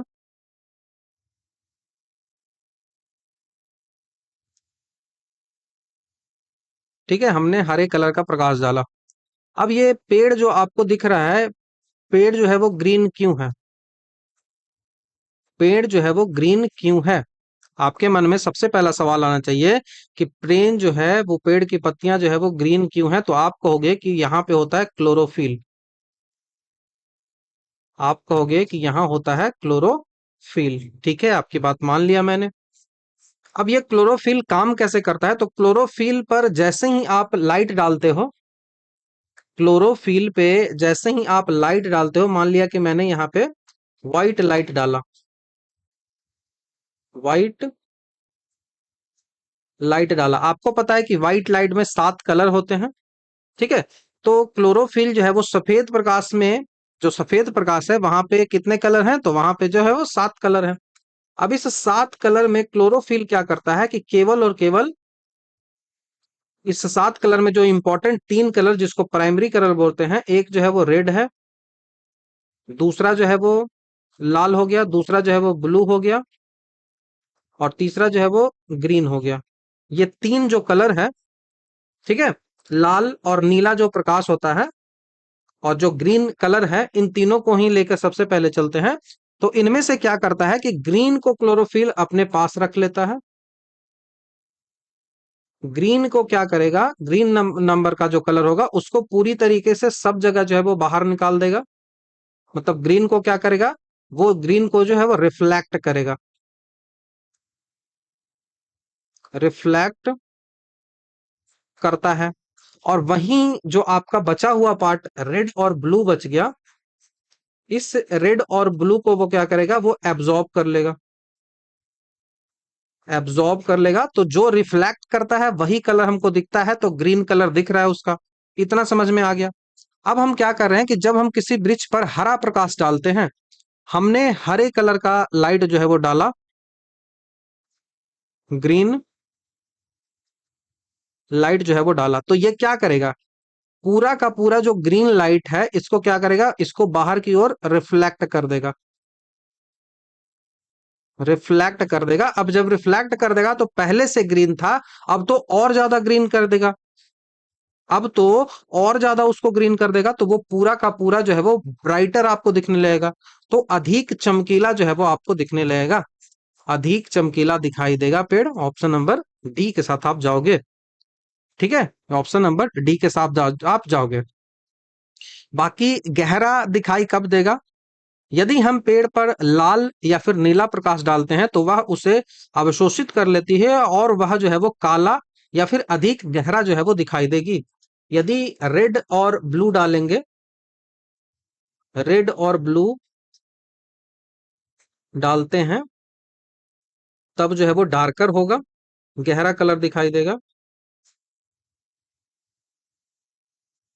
वो डार्कर कलर जो है वो दिखाई देगा। अब जब पूरा का पूरा कलर जो है वो कहाँ छिप जाता है, जैसे छिपकली अपने कलर को बदलता है ना, तो उसी को कॉम्यूफ्लेज कहा जाता है। कॉम्यूफ्लेज। तो ये ऑप्टिक्स का प्रभाव जो है वो नहीं है, ये केमिकल का प्रभाव होता है कॉम्यूफ्लेज, अपना कलर को बदलते रहना। ठीक है, तो इतना आपको समझ में आ गया होगा। ठीक है, नेक्स्ट सवाल की ओर हम बढ़ते हैं। क्वेश्चन को समझिए, नया सवाल होगा आपके लिए। सवाल बोल रहा है कि जेड स्कीम होता है जो फोटोसिंथेसिस में होता है, जेड योजना जो प्रकाश संश्लेषण में होता है, तो निम्नलिखित में से कौन सा इलेक्ट्रॉन प्रवाह संयोजन का सही रूप नहीं है, सही नहीं है इलेक्ट्रॉन के प्रभाव का। ठीक है, तो इलेक्ट्रॉन फ्लो का जो कॉम्बिनेशन है वो सही नहीं है, इस पे बात हो रही है। तो सबसे पहले तो आपको समझना होगा कि ये जेड स्कीम आखिर है क्या। जेड स्कीम फोटोसिंथेसिस क्या है, इसको थोड़ा सा समझते हैं, ज्यादा डिटेल नहीं, लेकिन जितना जरूरी है वो आपको समझना चाहिए। देखो, प्रकाश संश्लेषण की जो जेड स्कीम होता है उसको लाइट रिएक्शन भी कहा जाता है। लाइट रिएक्शन भी कहा जाता है। लाइट रिएक्शन, डार्क रिएक्शन, दो टाइप के रिएक्शन जो है वो होते हैं। या तो इस रिएक्शन को हम बोलते हैं नॉन साइक्लिक फोटो फोस्फोलाइरेशन भी इसको कहा जाता है। फोटो फोस्फोलाइरेशन भी इसे कहा जाता है। ठीक है, तो इसको आप इस तरीके से लिख भी सकते हो, नॉन गैर चक्रीय, नॉन साइक्लिक फोटो फोस्फोराइलेशन। ये तीनों नाम जो है वो इसी के हैं। लाइट रिएक्शन बोल लो, जेड स्कीम बोल लो, नॉन साइक्लिक फोटो रेलाइडेशन भी बोल लो, फोटो फोटो फोस्फोराइलेशन भी कह लो। यह वह प्रक्रिया होती है जिसमें पौधे जो है वो सूर्य की रोशनी का उपयोग कर कर एटीपी, जो अपना उनका जो एनर्जी है, एटीपी और एनएडीपीएच वो बनाते हैं। अब इसको जेड इसलिए बोला जाता है, जब इसको आप लिखोगे ना, जब आप इसको लिखोगे ना तो कुछ इस तरीके से आएगा। ठीक है, कुछ इस तरीके से ऐसे आएगा, तो ये देखो जेड बना रहा है ना उल्टा लिख के, तो ये जेड स्कीम इसी कारण से इसको जो है वो कहा जाता है। या तो जेड नहीं तो एन की तरह दिखाई देता है, इस कारण से इसको जेड जो है वो कहा जाता है। अब सबसे पहले तो इस रिएक्शन को किसने खोजा था, एकदम वीवीआई क्वेश्चन है तो रटना तो पड़ेगा। तो इसकी खोज जो है वो रॉबिन हिल ने की थी। रॉबिन रॉबिन हिल, और उसके साथ ही साथ इसको जो है वो बेंडाल भी था साथ में, फाइंदल बेंडाल। तो हिल और बेंडाल इन दोनों ने मिलकर इसकी जो है वो खोज की थी, तो ये ध्यान आपको रखना पड़ेगा। ठीक है, जेड स्कीम का जो स्टेप्स की हम बात करें तो यह पूरी प्रक्रिया जो है वो क्लोरोप्लास्ट के जो थाइलोक्लाइड मेम्ब्रेन होता है उसमें होती है, और इसमें दो दो फोटो सिस्टम जो है वो शामिल होते हैं। इस पूरे रिएक्शन की हम बात करें तो ये पूरा रिएक्शन जो है वो कहाँ पे होता है, तो क्लोरोप्लास्ट के ये कहाँ पे ये रिएक्शन जो है वो होता है, एक एक सवाल पूछा जाता है, तो इसलिए जरूरी है, फैक्चुअल सवाल ये सब होते हैं। तो ये होता है क्लोरोप्लास्ट में। सबसे पहले तो क्लोरोप्लास्ट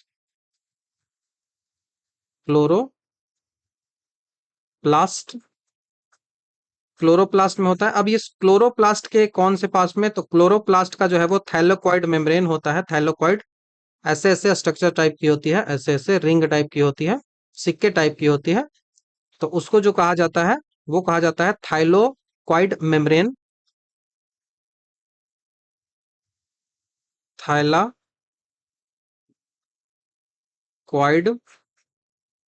मेम्ब्रेन,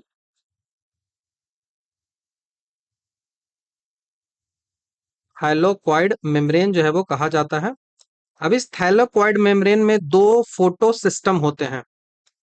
इस थैलेकोइड मेम्ब्रेन जो होता है यहाँ पे दो फोटो सिस्टम होते हैं। पहला जो फोटो सिस्टम होता है उसको photo system photo system two बोलते हैं।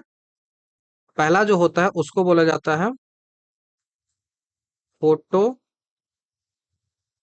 सिस्टम टू, और दूसरा जो होता है उसको बोला जाता है फोटो सिस्टम वन। ठीक है, दूसरा जो होता है उसको फोटो सिस्टम वन जो है वो कहा जाता है, photo system one. Photo system two जो होता है, फोटो सिस्टम टू जो होता है, यह जो होता है वो सबसे पहले सूर्य का प्रकाश जो है वो फोटो सिस्टम टू में ही जाता है। तो फोटो सिस्टम टू में ही सबसे पहले सनलाइट जाती है, सनलाइट जाती है फोटो सिस्टम टू में। प्रकाश ऊर्जा को सोखकर फोटो सिस्टम टू के जो इलेक्ट्रॉन एक्साइट हो जाते हैं और अपनी कक्षा छोड़कर बाहर निकल जाते हैं। उसके बाद आती है फोटो सिस्टम टू की बात, फोटो सिस्टम वन की बात, जिसको प्रकाश जल का प्रकाश अपघटन भी कहते हैं। जल का प्रकाश अपघटन, फोटोलाइसिस ऑफ वाटर भी इसे कहा जाता है। इसको जो है वो फोटोलाइसिस ऑफ वाटर भी कहा जाता है, photolysis of water, photolysis of water भी इसे कहा जाता है। इलेक्ट्रॉन बाहर निकलने के कारण फोटो सिस्टम टू में इलेक्ट्रॉन की कमी हो जाती है और इसी कमी को पूरा करने के लिए पानी जो होता है H2O जो होता है वो टूट जाता है। H2O जो होता है वो टूट जाता है। क्या होता है H2O में? H2O में क्या होता है तो आप देखो, यहाँ पे H2O होता है, वाटर होता है। अब ये वाटर जो है वो टूटेगा, इलेक्ट्रोलाइसिस होगा, उसमें H प्लस 4 इलेक्ट्रॉन जो है वो निकलेंगे। उसके बाद O2 होगा, बैलेंस करने के लिए यहाँ पे 2 जाएगा, यहाँ पे 4 हाइड्रोजन होगा। ठीक है, तो ऐसे ये बैलेंस हो जाएगा। अब यहां से निकलने वाला इलेक्ट्रॉन जो होता है वो फोटो सिस्टम टू को वापस मिल जाते हैं और ऑक्सीजन जो O2 है वो गैस जो है वो बाहर हवा में मुक्त हो जाती है, जो हम सांस लेते हैं। तो यहाँ पे क्या होता है, यहाँ पे जैसे कमी हो गई, यहाँ पे सनलाइट पड़ा, सनलाइट पड़ने के बाद इलेक्ट्रॉन जो है वो एक्साइट हुए। हुआ क्या, इलेक्ट्रॉन जो है वो एक्साइट हुए, एक्साइट इलेक्ट्रॉन बाहर गया, एक्साइट इलेक्ट्रॉन बाहर गया तो यहाँ इलेक्ट्रॉन की कमी हो गई। अब इसी कमी को पूरा करने के लिए जो यहाँ से 4 इलेक्ट्रॉन था, जो फोटोलाइसिस ऑफ वाटर से तैयार हुआ, जल को तोड़ने के बाद जो तैयार हुआ, यहाँ से जो इलेक्ट्रॉन है वो अंदर चला जाता है, वापस यहीं से मिल जाता है अंदर, और बाहर निकलता केवल क्या है, वो निकलता केवल ऑक्सीजन है, जो ऑक्सीजन जो है वो हम यूज कर लेते हैं, जो ऑक्सीजन जो हम यूज कर लेते हैं। अब यहीं पे इलेक्ट्रॉन ट्रांसपोर्टेशन चेन होता है, ईटीसी, मैंने बताया था, electron transportation chain. Electron transportation chain जो है वो होता है, आगे चल के इलेक्ट्रॉन ट्रांसपोर्टेशन चेन का पूरा प्रोसेस होता है, और खास बाद में जाके एटीपी का फॉर्मेशन जो है वो होता है। तो उतना प्रोसेस हमको नहीं समझना है कि एनएडीपीएच कैसे बनता है, क्या कुछ कैसे बनता है, ये सब उतना नहीं समझ में होता है। तो जेड स्कीम को यदि आपको समझना है तो सूरज की रोशनी है, उस सूरज की रोशनी में जो PS2 होगा, फोटो सिस्टम 2 होगा, वो उत्तेजित होगा और उससे इलेक्ट्रॉन जो है वो बाहर निकलेगा। उसके बाद जो है वो पानी टूटेगा, पानी टूटने के बाद इलेक्ट्रॉन जो है वो PS सिस्टम 2 को मिल जाएगा और O2 जो है वो बाहर निकल जाएगी। इसके बाद जो है वो इलेक्ट्रॉन ट्रांसपोर्टेशन साइकिल जो है वो चालू होगा, और वहां पे जो है इलेक्ट्रॉन ट्रांसपोर्टेशन साइकिल चालू होगा, और उस इलेक्ट्रॉन ट्रांसपोर्टेशन साइकिल में प्राइमरी इलेक्ट्रॉन एक्सेप्टर होता है। ठीक है, प्राइमरी इलेक्ट्रॉन एक्सेप्टर होता है, वो उसको पकड़ लेता है। इसके बाद जो है वो इलेक्ट्रॉन नीचे की ओर डाउन हिल में बहने लगती हैं, और वहां पे कई सारी चीजें होती हैं, जैसे प्लास्टोक्विनॉन होता है, वो उसको पकड़ के रखता है। तो प्लास्टोक्विनॉन उसको पकड़ के रखा, उसके बाद जो है वो जो चला गया वो साइटोक्रोमाइन में चला गया, देन जो आगे चल के वो पीसी में भी चला जाता है, जिसको प्लास्टोसाइनिन भी कहते हैं। इतना ज्यादा नहीं पूछेगा। और इसके बाद जो है वो आगे चल के एटीपी का फॉर्मेशन होता है। फिर इलेक्ट्रॉन जो है वो फोटो सिस्टम वन में गए, और वो दोबारा जो है वो रोशनी से उत्तेजित हुए, और फिर से यही प्रोसेस जो है वो चला, और पूरा अंत में NADPH बना और एनर्जी के रूप में वो फ्लो हुआ। तो आपसे कभी भी पूछा जाए कि ये जो रिएक्शन होता है, जेड स्कीम फोटोसिंथेसिस होता है, इसमें फाइनल प्रोडक्ट क्या होता है, प्रोडक्ट जो है वो क्या होता है, तो आपका आंसर होगा O2। O2, बस ये आपको समझना होगा। इसमें बनने वाला जो एटीपी और एनएडीपीएच का उपयोग जो है वो आगे चलकर केल्विन साइकिल में जो ग्लूकोज है उसको बनाने के लिए किया जाता है। तो ये ध्यान रखिएगा, बहुत इंपॉर्टेंट है। ठीक है, बहुत इंपॉर्टेंट है। तो यहाँ पे आप एक एक चीजों को समझो। ठीक है, एक एक चीजों को समझो जो मैंने बताया है। ठीक है, तो पहले देखो ये वाला है P680। P680 तो फोटो सिस्टम टू जो मैंने बताया, फोटो सिस्टम टू जो मैंने बताया उसको PS2 बोलते हैं या फिर P680 बोलते हैं। ये जो फोटो सिस्टम है इसको P680 ही कहा जाता है और वही P680 यहाँ पे दिया हुआ है। ठीक है, P680 दिया हुआ है। अब इससे जो है वो P फोटो सिस्टम वन बन रहा है और फोटो सिस्टम वन को क्या बोलते हैं? फोटो सिस्टम वन को क्या बोलते हैं? तो फोटो सिस्टम जो वन होता है उस फोटो सिस्टम वन को कहा जाता है, फोटो सिस्टम जो वन होता है उस फोटो सिस्टम वन को कहा जाता है P700। फोटो सिस्टम वन जो होता है उसको कहा जाता है P700, P700, P700। तो ये जो है वो सही क्रम होता है। यहाँ पे प्रकाश जो है वो 680 से टकराता है, इलेक्ट्रॉन उत्तेजित होते हैं। यह उत्तेजित इलेक्ट्रॉन जो है वो सबसे पहले जो है वो फियोफाइटिन के पास जाते हैं। यह जो है वो PS2 का प्राथमिक इलेक्ट्रॉन ग्रही होता है। इसके बाद जो है ये जो है वो प्लास्पोक्विनिन के अणु के पास जाते हैं। देन जो है वो ये साइटोक्रोम के पास जाते हैं और अंत में यह जो है वो प्लास्टोसाइनिन के माध्यम से P700 में पहुंचते हैं। ठीक है, तो पहले तो P680 रहेगा, P680 रहेगा। उसके बाद उत्तेजित होगा, उसके बाद फियोफाइटिन में जाएगा, फियोफाइटिन में जाएगा। ठीक है, फियोफाइटिन में जाने के बाद यह जो है वो प्लास्टोक्विनिन में जाएगा जिसको PQA कहा जाता है। तो ये प्लास्टोक्विनिन हो गया PQA। देन जो है वो ये फिर जाएगा PQB में, प्लास्टोक्विनिन A, प्लास्टोक्विनिन B। देन जो है वो किस में जाएगा? तो वो जो है वो साइटोक्रोम में जाएगा, साइटोक्रोम में जाएगा। तो साइटोक्रोम 6F इसको कहा जाता है, साइटोक्रोम 6F इसको कहा जाता है। ठीक है, साइटोक्रोम S इसको कहा जाता है। अंत में जो है वो क्या बनता है? तो अंत में जो है वो प्लास्टोसाइनिन जो है वो पीसी के माध्यम से ये PC700 बन जाता है। पीसी के माध्यम से ये जो है वो PC700 बन जाता है। तो पहला तो स्टेटमेंट सही है। बहुत टफ है, बहुत टफ है, लेकिन मैं बस समझा दे रहा हूं। ठीक है, मैं बस समझा दे रहा हूं। तो पहला जो है वो सही है। उसके बाद जो है वो बात आती है दूसरे की। तो पहला सही नहीं है, पहला गलत है ना भाई। ये कहां से बीच में आ गया? फ्योन कैसे आ जाएगा बीच में? यहाँ पे फियोनोथीन जो है उसको, जो फियोनोथीन है वो तो जरूरी नहीं है ना। ठीक है, फियोनोथीन तो जरूरी नहीं है और 680 के ठीक बाद आना चाहिए था इसको। पिक्यू तो ये वाला तो गलत हो गया। हमें पूछ रहा है कि नॉट करेक्ट। तो पहला अगर गलत हो गया तो ये वाला सही हमारा आंसर नहीं हो सकता है। ये वाला हमारा आंसर नहीं हो सकता। अब ये दो ऑप्शन हमारे पास बच गए हैं। उसके बाद दूसरा स्टेटमेंट जो है वो चेक कर लेते हैं। फोटो सिस्टम वन को चेक कर लेते हैं। इसमें प्रकाश P70 से टकराता है, इलेक्ट्रॉन फिर से उत्तेजित होते हैं। इलेक्ट्रॉन प्राथमिक ग्रही जो A0 होते हैं, P700 A0 जो होते हैं एक विशेष क्लोरोफिल अणु के पास जाते हैं। उसके बाद जो है वो फाइलोक्विनिन A1 के पास जाते हैं। देन इसके बाद यह जो है वो आयरन सल्फर केंद्र, आयरन सल्फर सेंटर है, उसकी श्रृंखला से गुजरते हैं। FeSX बोल लेते हैं, FeSX। उसके बाद FeSA होता है। देन जो होता है वो FeSB होता है, FeSB होता है। और सबसे लास्ट में जो है वो फाइनल FD होता है। तो ये जो है वो सही हो गया।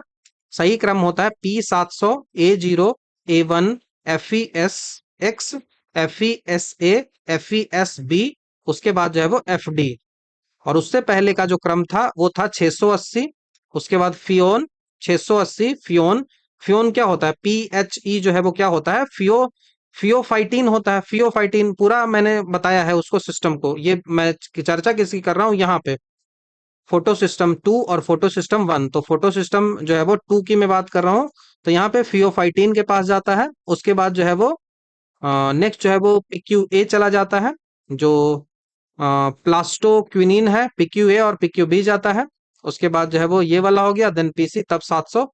तो 2 और 3 जो है वो सही है, 2 और 3 जो है वो सही है, और 1 और 4 जो है वो गलत हो जाएगा। 2 और 3 जो है वो सही है, और 1 और 4 गलत हो जाएगा। 1 और 4 गलत है, तो ऑप्शन नंबर बी हमारा यहाँ से आंसर बन जाएगा। तो टफ है सवाल, लेकिन ऐसे सवाल को हल करना बहुत मुश्किल होता है। ठीक है, तो फोटोलाइसिस ऑफ वाटर मैंने आपको बता दिया है कि कैसे कैसे टूटता है, कैसे इलेक्ट्रॉन जो है वो जाता है। सवाल आपसे पूछा जा सकता है जेड स्कीम किसने दिया, तो आपको रॉबिन हिल और बेंडाल याद रखना है। उसके बाद आप ये भी याद रख सकते हो कि प्लास्टोसाइनिन जो होता है, पीसी जो होता है, वो एक कॉपर युक्त प्रोटीन है जो कि मोबाइल इलेक्ट्रॉन वाहक, मोबाइल इलेक्ट्रॉन कैरियर के रूप में जो है वो काम करता है। तो पीसी जो होता है, प्लास्टोसाइनिन जो होता है, वो एक कॉपर युक्त प्रोटीन है। प्लास्टोसाइनिन, प्लास्टोसाइनिन जो है वो क्या है, कॉपर युक्त प्रोटीन, कॉपर युक्त प्रोटीन। तो बहुत टफ है, लेकिन हमने जस्टिस किया है, समझने का प्रयास किया है। 5 ही क्वेश्चन को एक्सप्लेन करने में मुझे ऑलमोस्ट 1 घंटे के आसपास लग गया है, तो इसको यहीं पे रोकते हैं। देन अगला जो वीडियो होगा उसमें आगे कंटिन्यू करेंगे। यही फिगर है जो यहाँ पे दिया भी हुआ है कि कैसे क्या चीजें जो है वो चलती हैं। सब कुछ दिया हुआ है, कैसे क्या चीजें बनती है। बाकी आपको ऑप्शन से कुछ अनुमान मिलता तो वो ये था कि P जो 680 से स्टार्ट हुआ है तो वो 700 तक जाएगा, और अगर 700 से स्टार्ट हुआ है तो वो FD तक जाता है। लेकिन थोड़ा मुश्किल है चीज़ों को करना, और S0 नहीं होता है, S0 से लेकर A होता है, तो A से 0 नहीं हो सकता है। मैंने बता दिया ना प्रोसेस, तो अब दिक्कत नहीं होनी चाहिए। मैंने बता दिया है कि कैसे जो प्रोसेस है वो क्या चलता है। देखो एक बार मैं फिर से इसको लिख देता हूँ कि समस्या जो है वो पैदा ना हो। 2 तरीके से होता है फोटो सिस्टम। ठीक है, मैं पेन का कलर पहले चेंज कर लेता हूँ। सिस्टम जो है वो 2 तरीकों से चलता है। ठीक है, मैं बात कर रहा हूँ जेड स्कीम की, जेड स्कीम की। ठीक है, जेड स्कीम की। सबसे पहला कि ये जेड स्कीम जो है वो होता कहाँ है, तो जेड स्कीम जो है वो मैंने कहा कि क्लोरोप्लास्ट में होता है। क्लोरोप्लास्ट में होता है। क्लोरोप्लास्ट के कहाँ होता है, तो क्लोरोप्लास्ट का जो है वो थाइलोकॉइड जो होता है, थाइलाकॉइड जो होता है वहां पे होता है। थैलेकॉइड जो मेम्ब्रेन होता है, थैलेकॉइड जो मेम्ब्रेन होता है वहां पे होता है। ठीक है, थैलोकॉइड मेम्ब्रेन में होता है। यहाँ पे जो है तो 2 फोटो सिस्टम होता है। थैलोकॉइड जो मेम्ब्रेन होता है, यहाँ पे 2 फोटो सिस्टम होता है। पहला जो होता है उसको बोला जाता है फोटो सिस्टम 2, और दूसरा जो होता है उसको बोला जाता है फोटो सिस्टम 1। फोटो सिस्टम 1 और फोटो सिस्टम 2, ये पहला है, और ये जो है वो दूसरा है। ठीक है, फोटो सिस्टम 1 जो होता है वो सूर्य, यहाँ सूर्य का प्रकाश जो है वो सबसे पहले आता है।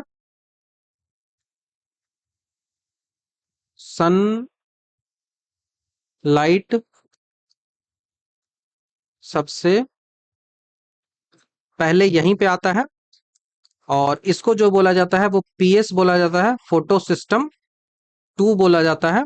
या तो आप इसको P680 बोलते हो, P680 बोलते हो। ठीक है, P680 पर पड़ता है।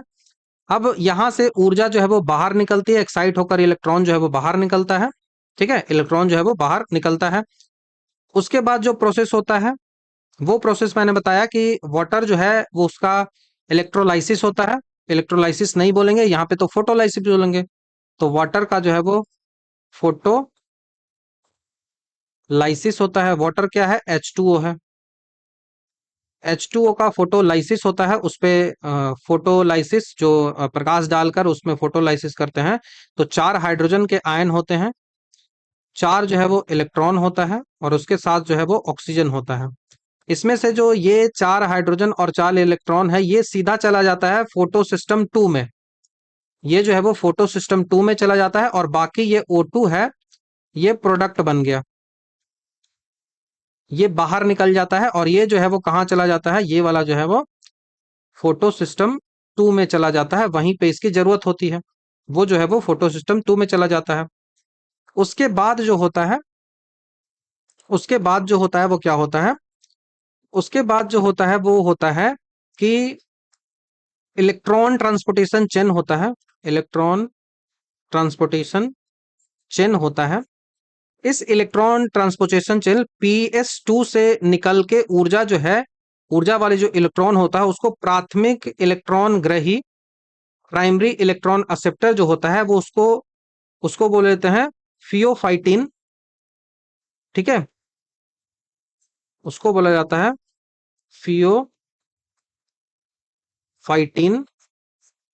फियोफाइटिन क्या है, तो प्राइमरी इलेक्ट्रॉन जो प्राइमरी इलेक्ट्रॉन एक्सेप्टर होता है जो कि इसको अब्सॉर्ब कर ले, यहां से फोटो सिस्टम 2 से जो भी इलेक्ट्रॉन निकला उसको इसने पकड़ लिया, यहां से जो भी इलेक्ट्रॉन निकला इसको इसने जो है वो पकड़ा, इसने पकड़ लिया। ठीक है, अब यहां पे जो होता है, बाद में जो इलेक्ट्रॉन नीचे की ओर बढ़ा तो यहाँ पे 3 टाइप के जो है वो वाहक होते हैं, 3 टाइप के जो है वो वाहक होते हैं। पहला जो होता है उसको बोलते हैं प्लास्टोक्यूनोन, पहला जो बोला जाता है वो उसको बोलते हैं प्लास्टोक्विनोन,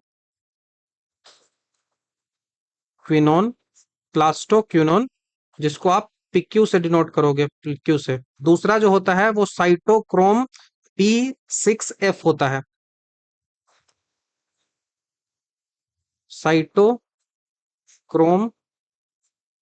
B6F होता है। ठीक है, उसके बाद तीसरा जो होता है उसको बोलते हैं प्लास्टोसाइनिन, प्लास्टोसाइनिन तीसरा को बोला जाता है प्लास्टोसाइनिन, जिसको पीसी कहा जाता है, पीसी कहा जाता है। ठीक है, अब जब इलेक्ट्रॉन साइटोक्रोम कॉम्प्लेक्स से गुजरता है तो ऊर्जा मुक्त होती है और एटीपी का यहाँ पे निर्माण जो है वो हो जाता है। ठीक है, एटीपी का फॉर्मेशन जो है वो हो जाता है और एटीपी जो है वो किससे मिलकर बना हुआ है, तो एटीपी जो है वो एडीपी डाई फास्फेट है, डाई फास्फेट ही जाकर ट्राई फास्फेट में कन्वर्ट होता है, डाई फास्फेट ही जाकर ट्राई फास्फेट में कन्वर्ट होता है, ट्राई फास्फेट में। तो एडीपी जो di phosphate, adeno di phosphate, उसको एडिनो ट्राई फास्फेट में कन्वर्ट किया जाता है। ठीक है, हो गया। उसके बाद जो है वो फोटो सिस्टम 1 का उत्तेजित होता है, फोटो सिस्टम 1 है वो उत्तेजित होता है और फोटो सिस्टम 1 जो होता है इसको क्या बोलते हैं, P700 बोलते हैं, P700 जो है वो कहा जाता है। इसी समय सूर्य का प्रकाश PS1 पर भारी पड़ता है जिससे इसके इलेक्ट्रॉन भी उत्तेजित होकर ऊपर चले जाते हैं और PS2 से आए इलेक्ट्रॉन यहाँ की कमी को पूरा कर देता है और यही पूरा प्रोसेस जो है वो चलते रहता है। फाइनल जो प्रोडक्ट आता है, फाइनल जो सिस्टम आता है, वहां पे क्या होता है, तो फाइनल सिस्टम में PS1 से निकलकर इलेक्ट्रॉन जो है वो एक फेरेडॉक्सिन जो होता है उसके पास चला जाता है। पी फोटो PS जो 1 है 770 से निकलकर ये इलेक्ट्रॉन जो है वो कहाँ जाएगा, 770 से निकलकर जो इलेक्ट्रॉन है वो कहाँ जाएगा, तो वो जाएगा फेरेडॉक्सिन,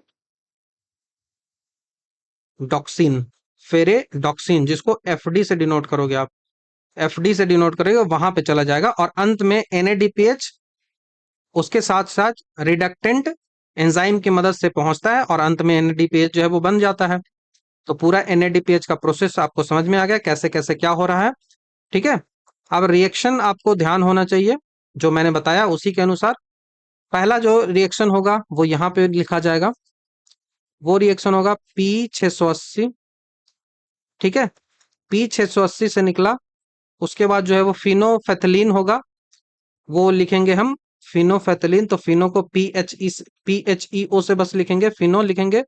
उसके बाद जो है वो हम चलेंगे प्लास्टोक्विनिन, प्लास्टोक्विनिन, इसके लिए PQ1 लिखेंगे, PQA लिखेंगे। देन हम जाएंगे PQB के साथ, PQB लिखेंगे। उसके बाद जो प्रोसेस आएगा, उसके बाद जो आएगा वो आएगा B6F, B6F, लेकिन उसको बोलेंगे साइटोक्रोम साइटोक्रोम B6F, तो साइटो ये हो गया, उसके बाद B6F हो गया। उसके बाद जो है वो पीसी की ओर बढ़ेंगे, प्लास्टोसाइनिन की ओर बढ़ेंगे, पीसी की ओर बढ़ेंगे, और पीसी के बाद जो फाइनल प्रोडक्ट हम पहुंच जाएंगे वो 700 के पास पहुंच जाएंगे, तो P700 के पास हम पहुंच जाएंगे, P700 के पास। तो ये पहला रिएक्शन हो गया। दूसरा रिएक्शन जो होता है वो P700 से स्टार्ट होगा, P700 से स्टार्ट होगा, ये जाएगा किसके पास, तो A0 के पास जाएगा, देन A1 के पास जाएगा। P700 उत्तेजित होता है, इलेक्ट्रॉन प्राथमिक ग्राही जो होता है, क्लोरोफिल युक्त नहीं होता है, उसको A0 बोलते हैं। उसके बाद जो है वो फाइलोक्विनिन के पास जाएगा। A1 जो है वो फाइलोक्विनिन होता है, फाइलोक्विनिन जो होता है वहां पे जाएगा। इसके बाद जो है वो आयरन सल्फर सेंटर के पास जाएगा, तो आयरन सल्फर सेंटर जो है वो FeSX होता है। उसके बाद FeSA होता है, देन होता है FeSB होता है, तब जाके फाइनल प्रोडक्ट जो है वो FD होता है। तो यही दो रिएक्शन है, यदि आपसे बहुत टफ किया जाएगा ना, तो यही दो रिएक्शन जो है वो पूछा जा सकता है, अदरवाइज कुछ भी नहीं पूछा जा सकता है। स्क्रीनशॉट इसका ले लो आप, ठीक है, स्क्रीनशॉट ले लो। समझ में चीजें आ गई हैं, ठीक है, ये फिगर है। तो ये रहा वीडियो पार्ट नंबर 3 का, जिसमें हमने काफी डिटेल से ओनली 5 क्वेश्चंस हैं उनको समझने का प्रयास किया है। बाकी जो अगला वीडियो पार्ट नंबर का होगा उसको हम समझेंगे, काफी डिटेल से समझेंगे, ताकि आगे समस्याएं ना हो। तो thank you very much. Next video में आपसे जल्द ही मिलता हूँ।